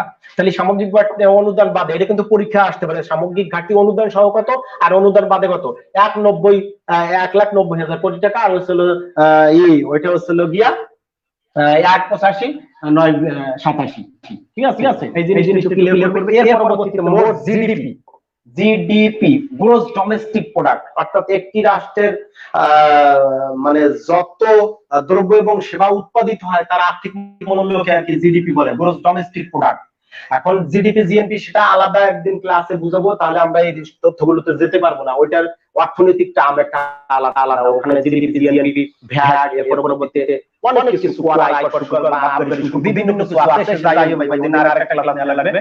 এখন জিডিপি গ্রোস ডোমেস্টিক প্রোডাক্ট হচ্ছিল কত আমাদের, 31,71,800 কোটি টাকা, 31,71,800 কোটি টাকা। এটা হচ্ছিল গিয়া কত আমাদের মোট জিডিপি। তাহলে মোট জিডিপি হচ্ছিল কি গ্রোস ডোমেস্টিক প্রোডাক্ট। এবার আমি সহজ বলি, গ্রেট ডাইনামিক পারফরম্যান্স, মানে এটা হলো আমার নিজের কিরকম যে 31 বছরের বয়স্ক লোক, মানে 31 বছরের লোক 71 সালে 800 খান আটা খাইছে, 800 খান আটা খাইছে ভাই। তাহলে চিন্তা করে দেখেন যে জিডিপি হলো কিরকম, তাহলে 31,71,800 কোটি টাকা। এরপরে অবস্থিত এডিপি, এডিপি হচ্ছে অ্যানুয়াল ডেভেলপমেন্ট প্রোগ্রাম। আমাদের ওই যে উন্নয়ন খাতে, ওখানে আমরা বলছিলাম কিন্তু ওই সংজ্ঞা মানে প্রকারের ক্ষেত্রে যে এডিপি এখানে একটু বরাদ্দ করা হয়। এই এডিপি তে হচ্ছিল কত, 2,05,145 কোটি টাকা, কোটি টাকা। তাহলে 2,05,145 কোটি টাকা এডিপি। এডিপি হচ্ছিল কত, 2,05,145 কোটি টাকা, 2,05,145 কোটি টাকা। তাহলে 2,5,1,5 এই জায়গা শূন্য, এই জায়গা শূন্য, এর ডেলিভারি কিন্তু হয়ে যায়। তাহলে 2,5,1,5 মাঝখানে একটা শূন্য, এনে দিলাম দুটো শূন্য, ঠিক আছে। তাহলে 205,145, 205,145 সেটা হচ্ছিল কি এডিপি। তাহলে এডিপি তে বরাদ্দ কত, এটা কিন্তু পরীক্ষা আসতে পারে ভাই, 2,5,1,45 মনে থাকে জন্য। এবার আসি ভাই আমাদের সহজে একটু শোনেন যে এডিপি তে হচ্ছিল মানে সর্বোচ্চ বরাদ্দ রাখছে রূপপুর পারমাণবিক বিদ্যুৎ প্রকল্প। রূপপুর পারমাণবিক বিদ্যুৎ প্রকল্পতে লাগছে 15,691, 6,15,90, 6,15,91। এটা একটু মনে রাখবেন যে এডিপি তে সর্বোচ্চ বরাদ্দকৃত খাত রূপপুর পারমাণবিক বিদ্যুৎ কেন্দ্র, যেখানে বালিশের দাম আমার কি মেলা লাখ দেখা হয় ভাই, ব্যাপারটা বুঝতে পারছেন? সে যাই হোক, এডিপি সর্বোচ্চ বরাদ্দ। এরপরে আরেকটা বরাদ্দ লেখেন পদ্মা সেতুতে আর কি এত কোটি টাকা আর কি বরাদ্দ করছে। আর মেট্রো রেল 4,370 কোটি টাকা। তাহলে পদ্মা সেতুতে এত, আর আসলে মেট্রো রেল 4,700 কোটি টাকা। পদ্মায় পথে আছে, পথে পাস, একটু মনে থাকে হবে যে এডিপিতে তো পদ্মা এবার বরাদ্দ করছে কত। এর পরবর্তীতে ভাই একটু সহজে একটু জিনিস জানবেন, সেটা হচ্ছে গিয়া আমাদের 1,85,987 এই টাকাটা, এই 1,85,987 এটা হচ্ছে কি অনুদান আসার পরেও এইটা আর কি ঘাটতি রয়েছে। তাহলে এই ঘাটতির টাকাটা আপনি কিভাবে মিটাবেন? সুতরাং আমরা কি করবো, একটা বৈদেশিক ঋণ নেব, বৈদেশিক ঋণ এবং অভ্যন্তরীণ ঋণ। এই ঘাটতি মেটানোর জন্য এই দুটাই করব। এখানে 76,004 এত কোটি টাকা, আর হচ্ছে গিয়া অভ্যন্তরীণ ঋণ 1,09,983 কোটি টাকা, 983 কোটি টাকা। তাহলে একটু শোনেন,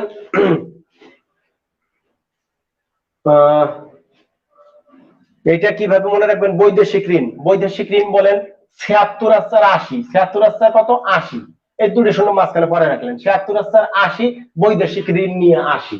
ব্যাপারটা বুঝতে পারছেন? তাহলে কি 80 বৈদেশিক ঋণ নিয়ে 80 বৈদেশিক ঋণ নিয়ে 80, তাহলে 76,004 কোটি টাকা বৈদেশিক ঋণ। আর অভ্যন্তরীণ ঋণ হচ্ছিল কি, একজন লোক পায় কি যে ভাই আমি 0 টাকা অভ্যন্তরীণ ঋণ নেব, তাহলে আমি 0 টাকা নিব, মানে নিব না, নয় মানে না, তাহলে আমি 0 টাকা ও নেব না আর কি এই দেশের ভিতর থেকে অভ্যন্তরীণ ঋণ। 9 আটা খেয়ে থাকবো 3 বেলা, 9 আটা খেয়ে থাকবো 3 বেলা, তারপরে ওই অভ্যন্তরীণ ঋণ নেওয়ার পক্ষপাতী না। তাহলে 1,09,983 তাহলে বৈদেশিক ঋণ এই দুটো মিলে আর কি হয় গিয়া ভাই অর্থ সংস্থান হয় কত, 1,85,987। জিনিসটা বুঝতে পারেন, আস্তে আস্তে একটু মাথায় ঢুকান। এর পরবর্তীতে ভাই ইতিহাসের ক্লাস, আমি একটা বই লিখতেছি তো এই জন্য ইতিহাসের ক্লাস নেবো না, না হলে সেই প্রাচীন আমল থেকে এই পর্যন্ত সমস্ত সাল তারিখ আপনার। হ্যালো। হুম।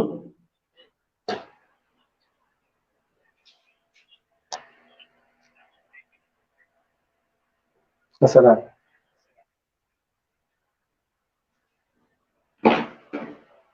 আমার কথা নাকি ডাবল শোনা যাচ্ছে।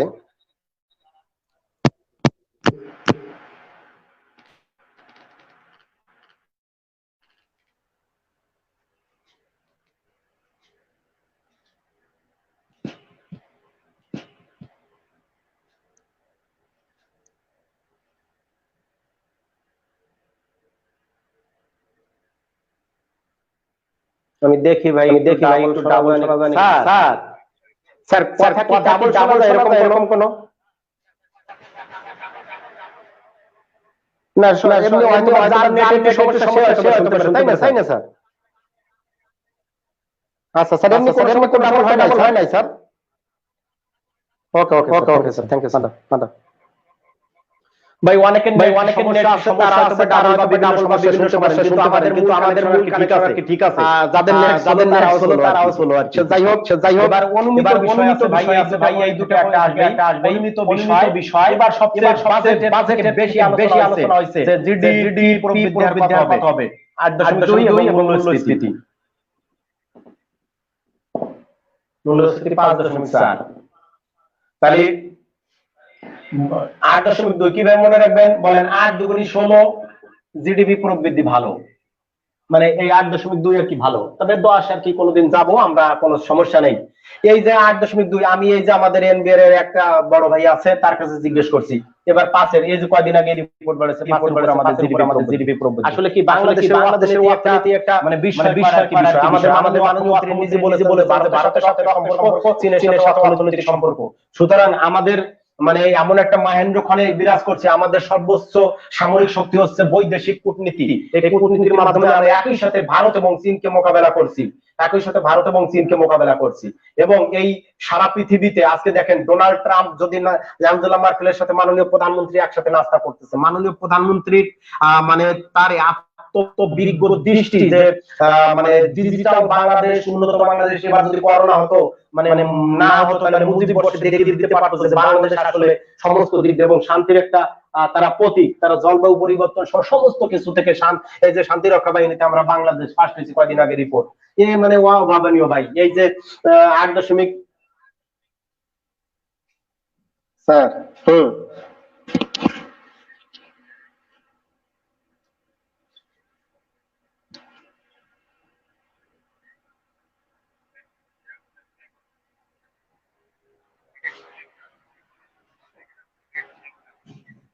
কি স্যার ওই ভিডিওটাই ফিরে সেট করবো?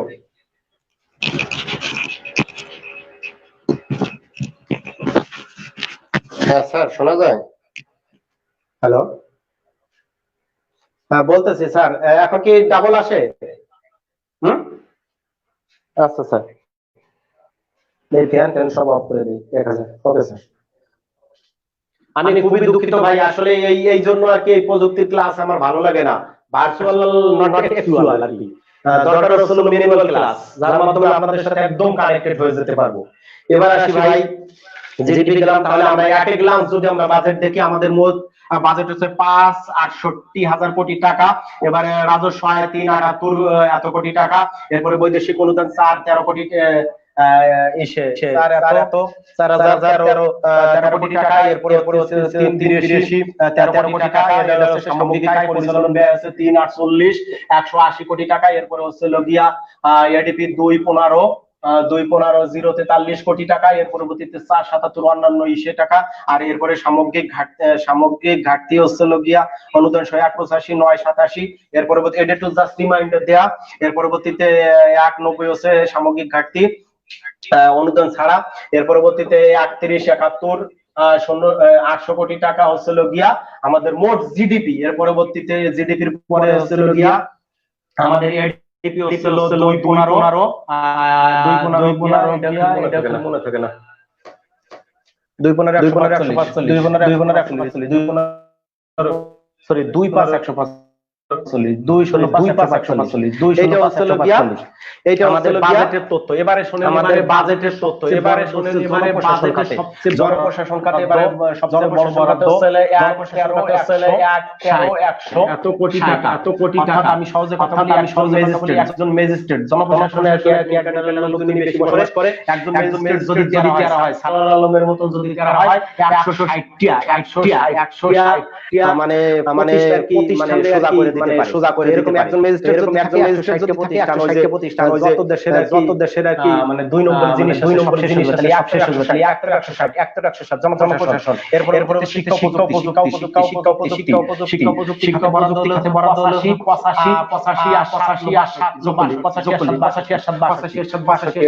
এটা হলো শিক্ষা প্রযুক্তি খাত। আর যেটা দেখাবো এটা হচ্ছে কৃষি 29,000 কত 29,981 কৃষক সে 9 একা এরপর 29,81 এরপর হচ্ছে 29,81 এরপর হচ্ছে আসতে পারে এটা হলো 29,247 বরাদ্দ হলো 29,247 আপনি 29 কেজি থাকেন যদি অনেক 29 কেজি আছে সে 2 নম্বর ওষুধ খেয়ে দরকার মোটা রাতা ওষুধ 47 কেজি করতে নিয়ে দিতে পারবেন। তাহলে 29,247 টাকা হয়ে যাবে। এরপর 29,981 তাহলে 29,981 জনপ্রশাসন আর শিক্ষা প্রযুক্তি সবচেয়ে গুরুত্ব বেশি ভাই। আমরা অনেক দূর যাওয়া লাগবে, অনেকগুলো তথ্য আছে। এই তথ্যগুলো তো আস্তে আস্তে যাচ্ছে। এবার আসি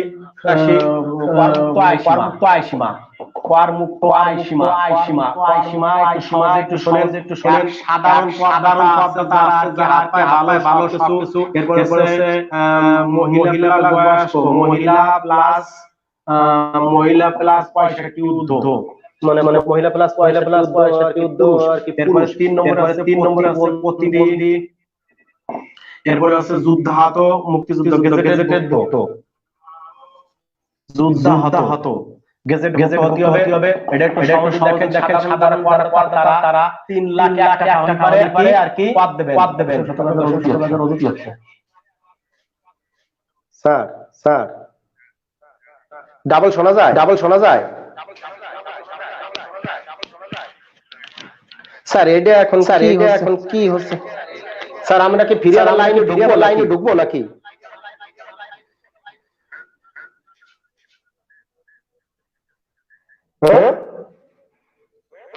কি আছে স্যার? কি আছে? ফ্যান না স্যার, ফ্যান বন্ধ।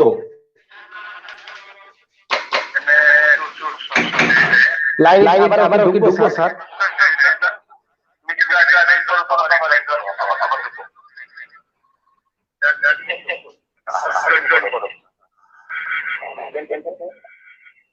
কিভাবে জানি না স্যার। আপনি ওখান থেকে কানেকশন কেটে দেন।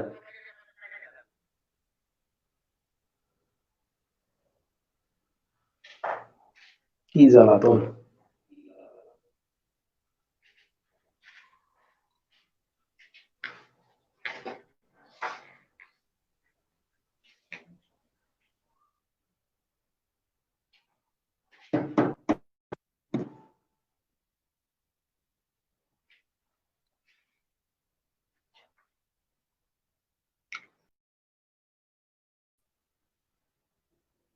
স্যার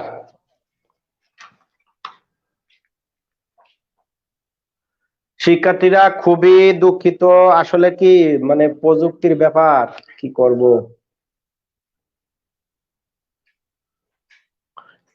স্যার হ্যালো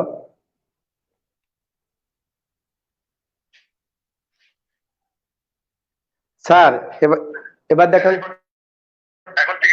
আচ্ছা হ্যাঁ স্যার, আমি কথা বলি, দেখি যে কি হয়। ঠিক আছে sir, okay sir, thank you sir. তাহলে সাধারণ করদাতা 3 লাখ, এরপরে মহিলা 3.5 লাখ আর কি সংক্ষেপে লিখলাম।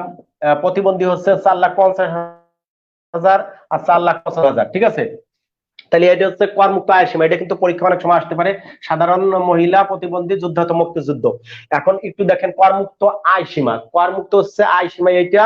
এবার ব্যক্তিগত ন্যূনতম কর, ব্যক্তিগত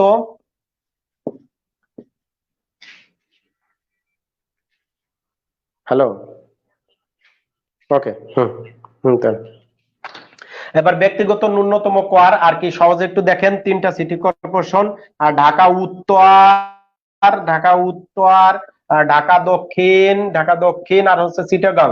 এটা হচ্ছে যারা ন্যূনতম 5,000 আর কি টাকা দেবেন, মানে ন্যূনতম মানে ট্যাক্স দেওয়া লাগবে। এর পরবর্তীতে হচ্ছে অন্যান্য সিটি কর্পোরেশন হচ্ছে গিয়া 4,000 টাকা, আর হচ্ছে অন্যান্য সিটি কর্পোরেশন আর অন্যান্য জায়গায় বাদ বাকি যেগুলো আছে এটা হচ্ছে 3,000 টাকা।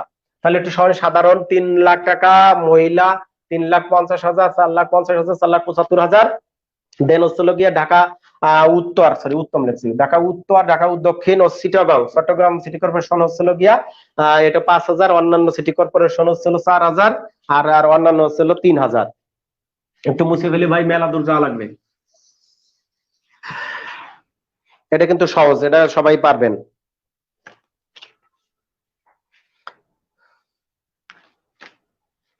এবার একটু সহজে একটু দেখাই যে বাজেটে বাংলাদেশের আকার কত, 64তম আর কি বাজেট আমাদের সারা পৃথিবীর তুলনায়। 1 হচ্ছে গিয়া ইউএসএ, 2 চীন, 3 হচ্ছে গিয়া 3 জার্মানি, 4 জাপান, এর পরবর্তীতে 9 ভারত, আর বাংলাদেশ হচ্ছে গিয়া 64তম, আর 54তম হচ্ছে গিয়ে পাকিস্তান। এই কটা জানলেই হবে। আমেরিকা, চীন, জার্মান, জাপানি, আর 54তম পাকিস্তান, 64তম হচ্ছে গিয়া আমাদের বাংলাদেশ, মানে বাজেটের দিক দিয়ে। এবার একটু সহজ কথা বলি ভাই, আপনি মোবাইলে যদি 100 টাকা ভরেন, আপনার 25 টাকার বেশি আর কি কেটে নিবে। এটা হচ্ছে 15% ভ্যাট, 15% সম্পূরক শুল্ক, আর 1% হচ্ছে গিয়া সারচার্জ। আগে ছিল এই সম্পূরক শুল্ক 10% ছিল, যার কারণে 100 টাকা বললি ভাই 25 টাকা, 25 টাকা কিন্তু আপনার কিন্তু বেশি কেটে নেবে যাবে, ইন্টারনেটও বেশি খরচ হবে। এটা হলো গিয়া মোবাইল খরচের বৃদ্ধি, একটু জেনে রাখলেন। এবার আমি আসি ব্যাংকে। যদি আপনি টাকা রাখেন, ব্যাংকে টাকা রাখলে ভাই 10 লাখ থেকে 1 কোটি টাকা যদি রাখেন, আপনার টাকা দেওয়া লাগবে হচ্ছে গিয়া 3,000। আগে 2500 টাকা দেওয়া লাগতো। এর পরবর্তীতে 1 কোটি থেকে 5 কোটি টাকা, এটা ব্যাংকে স্থিতি। ব্যাংকে যদি টাকা রাখেন এর পরবর্তীতে দেওয়া লাগবে হচ্ছে কত, 15,000 টাকা, 15,000 টাকা, ঠিক আছে, 15,000 টাকা। এবার 5 কোটি থেকে প্লাস, 5 কোটির ঊর্ধ্বে যদি তাহলে 40,000 টাকা দেওয়া লাগবে। আগে দেওয়া লাগতো এটা 12,000 টাকা, এটা দেওয়া লাগতো 25,000, এটা লাগতো 2500 টাকা, ঠিক আছে। তাহলে দেখেন যার যত টাকা হবে তত তো আর কি বেশি চলে যাবে হলো ব্যাংকে। এবার হচ্ছিল গিয়ে ভাই কালো টাকা বিনিয়োগে অবারিত সুযোগ। কালো টাকা বিনিয়োগে অবারিত শুরু করছিল ভাই 10% কর যদি আপনি দেন, আপনার কালো টাকা মানে কি, আপনার ট্যাক্স ব্যতীত যে টাকা তার নামে হচ্ছে কালো টাকা, অর্থাৎ অবৈধ টাকা এটাকে বলা যায়। অবৈধ মানে কি, যেটা আমি ট্যাক্স ফাইলে আর কি করবো না, ট্যাক্স না যে টাকা, সেটা হচ্ছে ট্যাক্স। এই যে দেখেন ব্যাংকে আমরা টাকা রাখবো, বিভিন্ন জায়গায় টাকা রাখবো, এখন এই টাকা যদি আমি ট্যাক্স দিই তাহলে বৈধ টাকা। কিন্তু দুঃখের বিষয় ভাই, সেই মুক্তিযুদ্ধের স্বাধীন আমল থেকে 16 বার এই কালো টাকা সাদা করা দিয়েছে, কিন্তু 16,000 কোটি টাকার বেশি ওঠে নাই, ঠিক আছে। তারপরে আর কি সরকার দেয় যে বিভিন্ন ফ্ল্যাট, তারপরে ফ্ল্যাট বিল্ডিং, তার পরবর্তীতে হচ্ছে গিয়া বিভিন্ন জমি জমা যদি রাখেন, তার পরবর্তীতে সঞ্চয়পত্র এগুলোতে রাখলে পরে আপনার আর কি এই মানে কালো টাকা আর কি সাদা, এই জন্য আজকে কালো গেঞ্জি সাদা গেঞ্জি গায়ে দিয়ে আইছি। এবার আসি সামাজিক নিরাপত্তা। একটু সামাজিক নিরাপত্তা আর কৃষিতে ভর্তুকি দেওয়া হবে এবার 9500 কোটি টাকা, 9,500 কোটি টাকা কৃষিতে ভর্তুকি দেওয়া হবে। যে কৃষকরা যে ধান টানে অসুবিধা, অনেক সময় আমফানে গেছে, এই যে ধানের দাম একটু বেড়ে গেছে, সরকার বেশি দামে কিনছে। এর পরবর্তীতে সামাজিক নিরাপত্তায় দেওয়া হবে 95,574 কোটি টাকা, এটা মানে ভর্তুকি মানে বরাদ্দ রাখা হয়েছে 95,574 কোটি। এবার একটু শোনেন, এটা সরকারের সবচেয়ে বড় অ্যাচিভমেন্ট আপনাদের সামাজিক নিরাপত্তার ক্ষেত্রে। এটাই করছে, আগে যা ছিল এখন ফির আবার আর কি বয়স্ক 1, 2 হচ্ছে বিধবা বা স্বামী পরিত্যক্তা, বিধবা বা স্বামী পরিত্যক্তা। এর পরবর্তী হচ্ছে নতুন প্রতিবন্ধী, এই জিনিসগুলোকে আর কি বেশি বরাদ্দ মানে আরো ইনক্লুড করা হবে। এটা হচ্ছে 5 লাখ, 5 লাখ বয়স্কদের নতুন করে ভাতা দেবে। স্বামী পরিত্যক্তাদের 3.5 লাখ ই করা লাগবে, 2,55,000 আর কি 55,000 লোক নতুন প্রতিবন্ধী ফিরে আবার মোট হচ্ছে 11 লাখ প্লাস এই সামাজিক নিরাপত্তা বেষ্টনীতে ইনক্লুড করা হচ্ছে।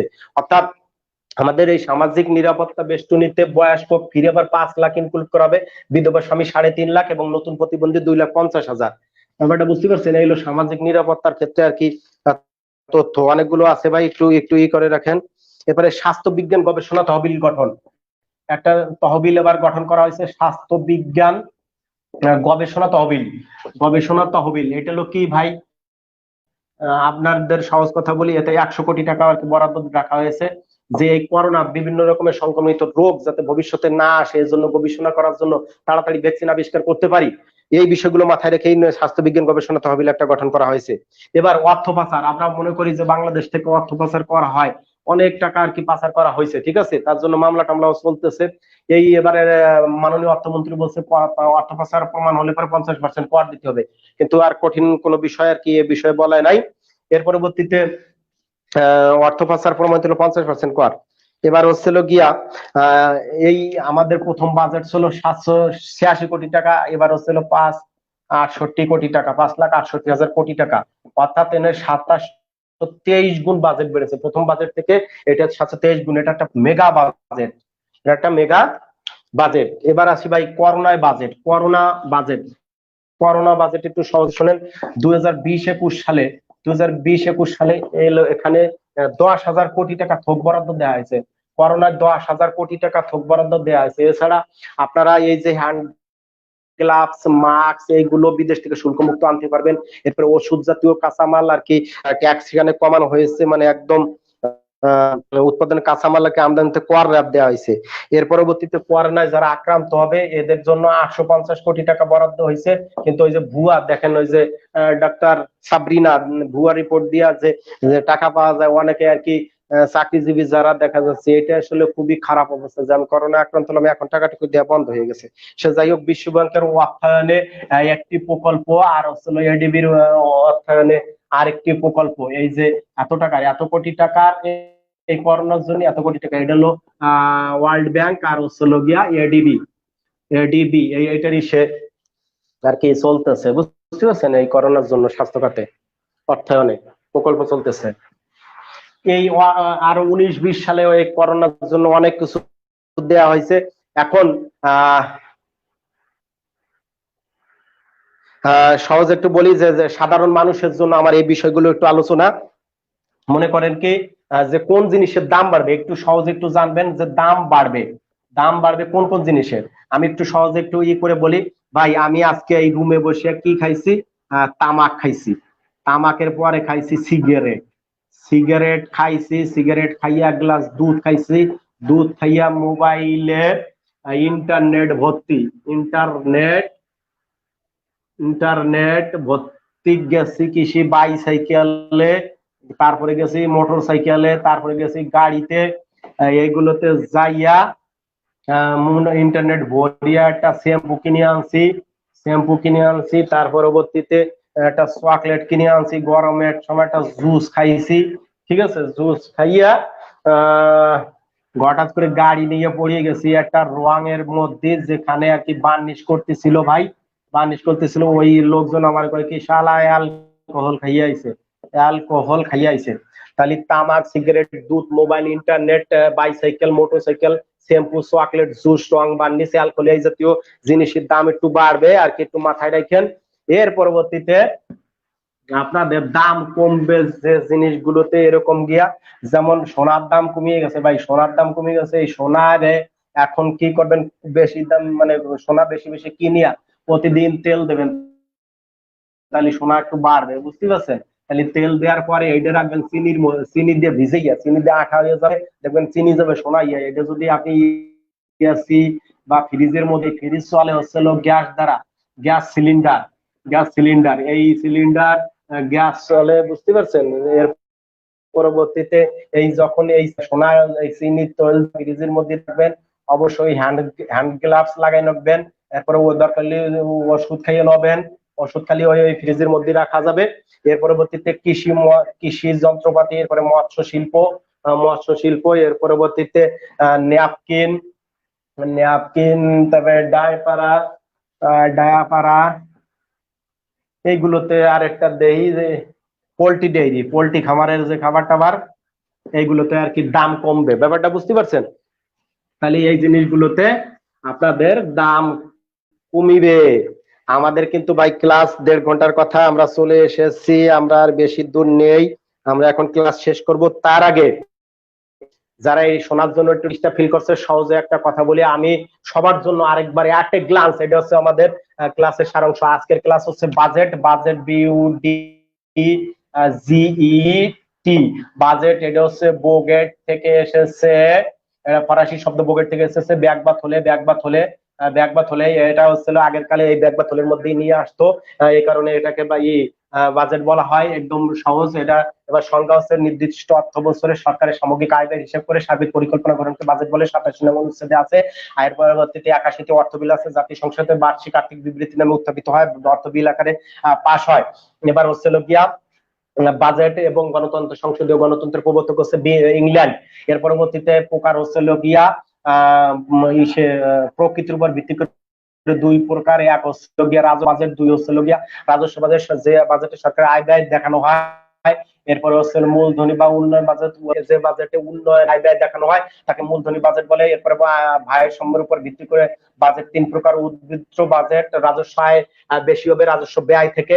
এর পরবর্তীতে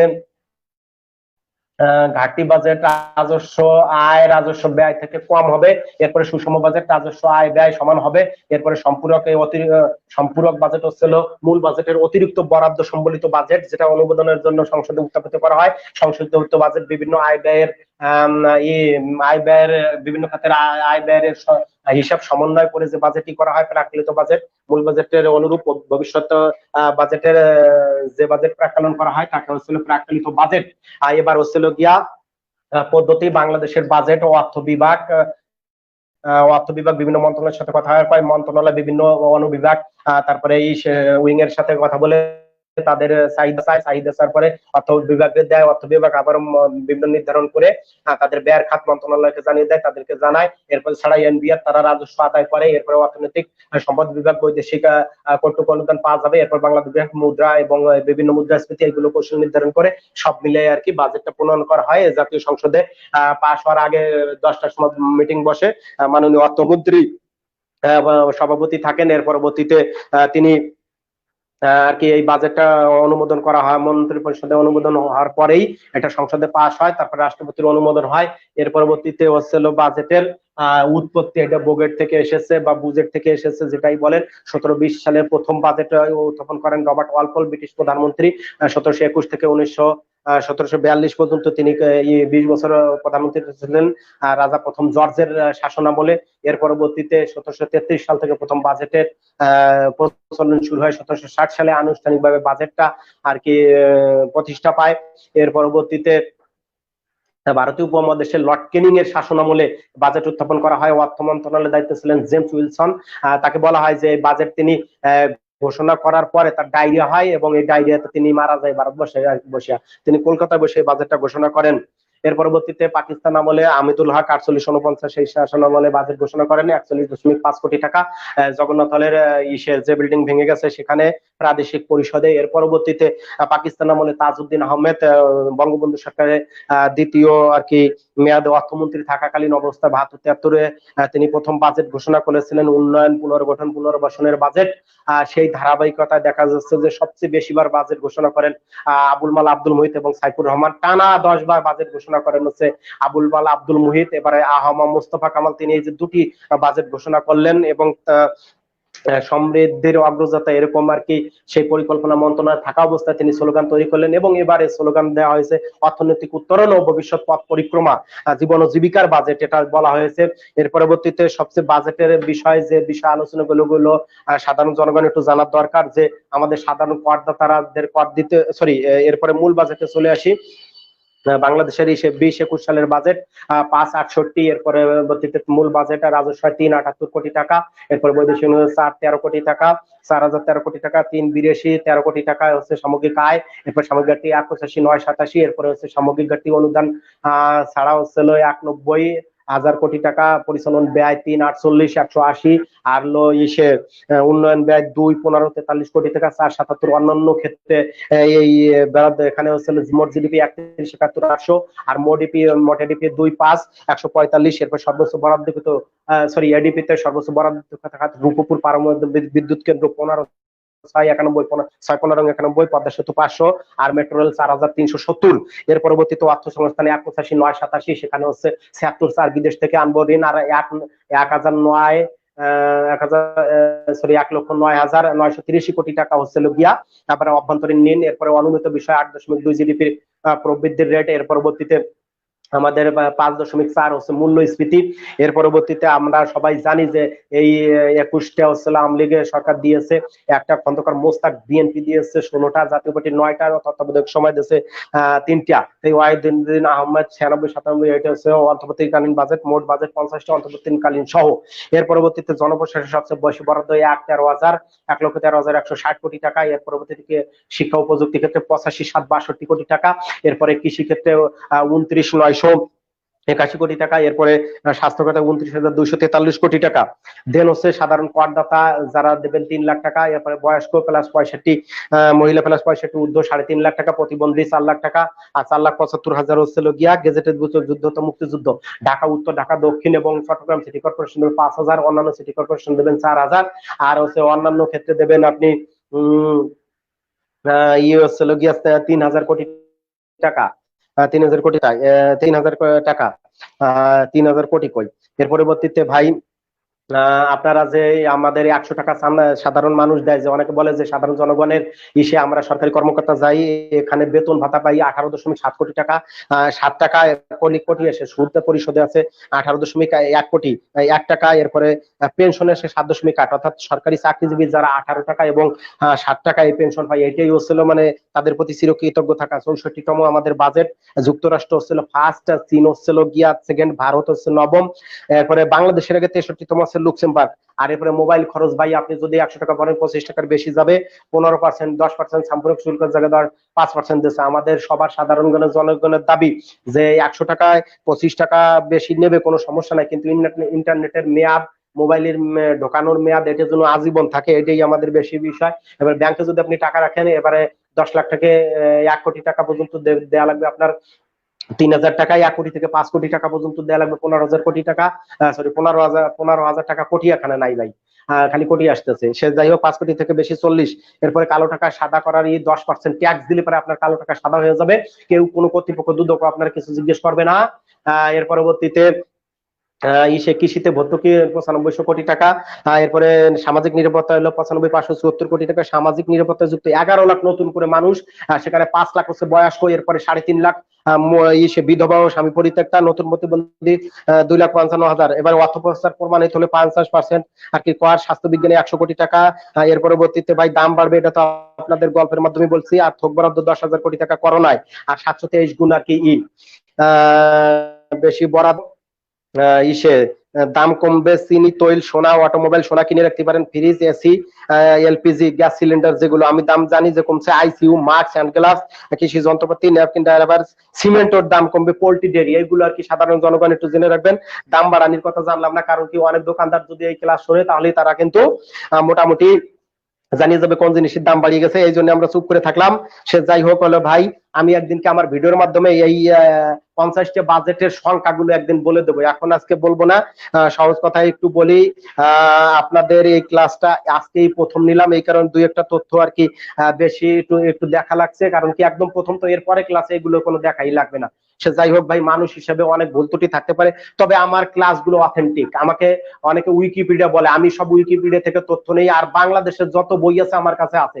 10 লক্ষ টাকার বই আছে আমার কাছে কথা হচ্ছে কি আপনাদের ব্রেনের চর্চা করেন। আমার প্রত্যেকটি ক্লাস থাকবে ইনফরমেটিভ এবং ক্লিয়ার কনসেপ্ট, যেগুলো পারবো। তবে ইতিহাসের ক্লাস আমি 41তম থেকে নেবো না, 42তম থেকে আমি একটু অ্যাড দিয়ে রাখি। বিশেষ বাংলার ইতিহাস, বাংলাদেশের সেরা ইতিহাস হবে, কারণ সব লোক কাটপিস উপসম্পাদকীয় বই লেখে, আর আমি মাদার বইগুলো লেখে মানুষের জন্য একদম সহজ আর কি করা যায় সেইগুলো। আর বাদল সৈয়দ স্যার এই প্রতিষ্ঠান সারা জীবন চালিয়ে রাখবে, আর ততদিন বুঝতে পারবেন যে বাংলাদেশ আন্তর্জাতিক এবং ভূগোল মিলে প্রায় 150 ক্লাস পর্যন্ত নিতে পারবো, এবং ইনস্ট্যান্ট আজকে পেপারে যা আসে তাই নিয়ে আমি কালকে ক্লাস নিতে পারি। এটাই অন্তত আপনাদের জন্য আর কি। একটা মানুষ চাইলে পারে তার স্বপ্নের চাইতেও বড় হয়। সবচেয়ে আরেকটা বাজেট সম্পর্কে একটা কথা বলি ভাই, যে জেফ বেজোস হচ্ছে সবচেয়ে বড় বেশি ধনী, প্রায় 2 ট্রিলিয়নের মালিক হয়ে গেছে প্রায় কাছাকাছি। বিল গেটস তার জীবনে ধরতে পারবে না। আমাদের যে বাজেট এই 19-20 সালে দুটিয়া বাজেটের সমান তার সম্পদ ছিল জেফ বেজোসের বাজেট। আর আমেরিকার যে 5 জন লোক পুরো পৃথিবীর 85-88% আর্থিক আর কি নিয়ন্ত্রণ করে, ব্যাপারটা বুঝতে পারছেন? সুতরাং আপনারা এই বাজেট নিয়ে আরো অনেক অর্থনৈতিক টার্ম রয়েছে, সেই টার্ম গুলো অন্যদিন বুঝাবো। আর যেমন এর আগের ক্লাসে ইতিহাসের স্টুডেন্ট হিসেবে ভূগোল বুঝেছি, এই জন্য অনেকে একটু লেকিংস থাকতে পারে ভাই, ক্ষমা সুন্দর দৃষ্টিতে দেখবেন। এরপরে আজকে অর্থনীতির টিচার না হয়ে শিক্ষা ইতিহাসের বিদ হইয়া আর কি অর্থনৈতিক ক্লাস নিয়ে সে বিষয়ে লেকিংস থাকতে পারে। তবে ইতিহাসের ক্ষেত্রে রয়েছে অগাধ জ্ঞান, সেটা আপনাদের সামনে পরবর্তীতে 42তম প্রচার করবো। আর ভাইবার ক্লাস, পিলি রিটার্ন, তিনটার ক্ষেত্রে বাজেট খুবই দরকার। এর পরবর্তীতে যত বাজেট আছে এই ক্লাসগুলো দেখবেন, আর সংখ্যাটা চেঞ্জ করে একটু টেকনিক খাটালে পারে কিন্তু আপনাদের বাজেটটা কমপ্লিট হয়ে যাবেন। সুতরাং আজকে মোটামুটি এখানেই ক্লাস শেষ করব। সবাই ভালো থাকবেন। বাদল স্যারের পরিবারের প্রতি দোয়া করবেন। সিইও আমাদের ওবায়দুল্লাহ স্যার এবং স্টুডেন্টের সামনে বলে আমাদের ম্যাডাম সিইও এম ওবায়দুল্লাহ স্যারের ম্যাম, তিনি বরিশাল বিশ্ববিদ্যালয়ের প্রভাষকের সহকারী অধ্যাপক লোক প্রশাসন বিভাগে পদোন্নতি পেয়েছে। আমরা এই লাইভ ক্লাসের মাধ্যমে ম্যামকে অনেক অসংখ্য ধন্যবাদ জানাচ্ছি। সেই সাথে বাদল স্যারের প্রতি আমার স্যালুট, এবং পরবর্তীতে আবারও আপনাদের সাথে দেখা হবে। আপনারা এই মার্চ ফরওয়ার্ডের সাথে থাকবেন, সবাই সুস্থ থাকবেন। এই করোনার সময় মাস্ক ব্যবহার করবেন, যেটা সবার নির্দেশনা। সবাই সুস্থ থাকবেন। এবং আমি এই বাজেট সংক্রান্ত যাবতীয় যত কাল্পনিক কথাবার্তা বললাম এইগুলো জাস্ট ইন্টারেস্ট, পড়াশোনার মুখস্থ করার জন্যই, ক্ষমা সুন্দর দৃষ্টিতে দেখবেন। সবাই ভালো থাকবেন, অসংখ্য ধন্যবাদ। স্যার লাইন কেটে দেন।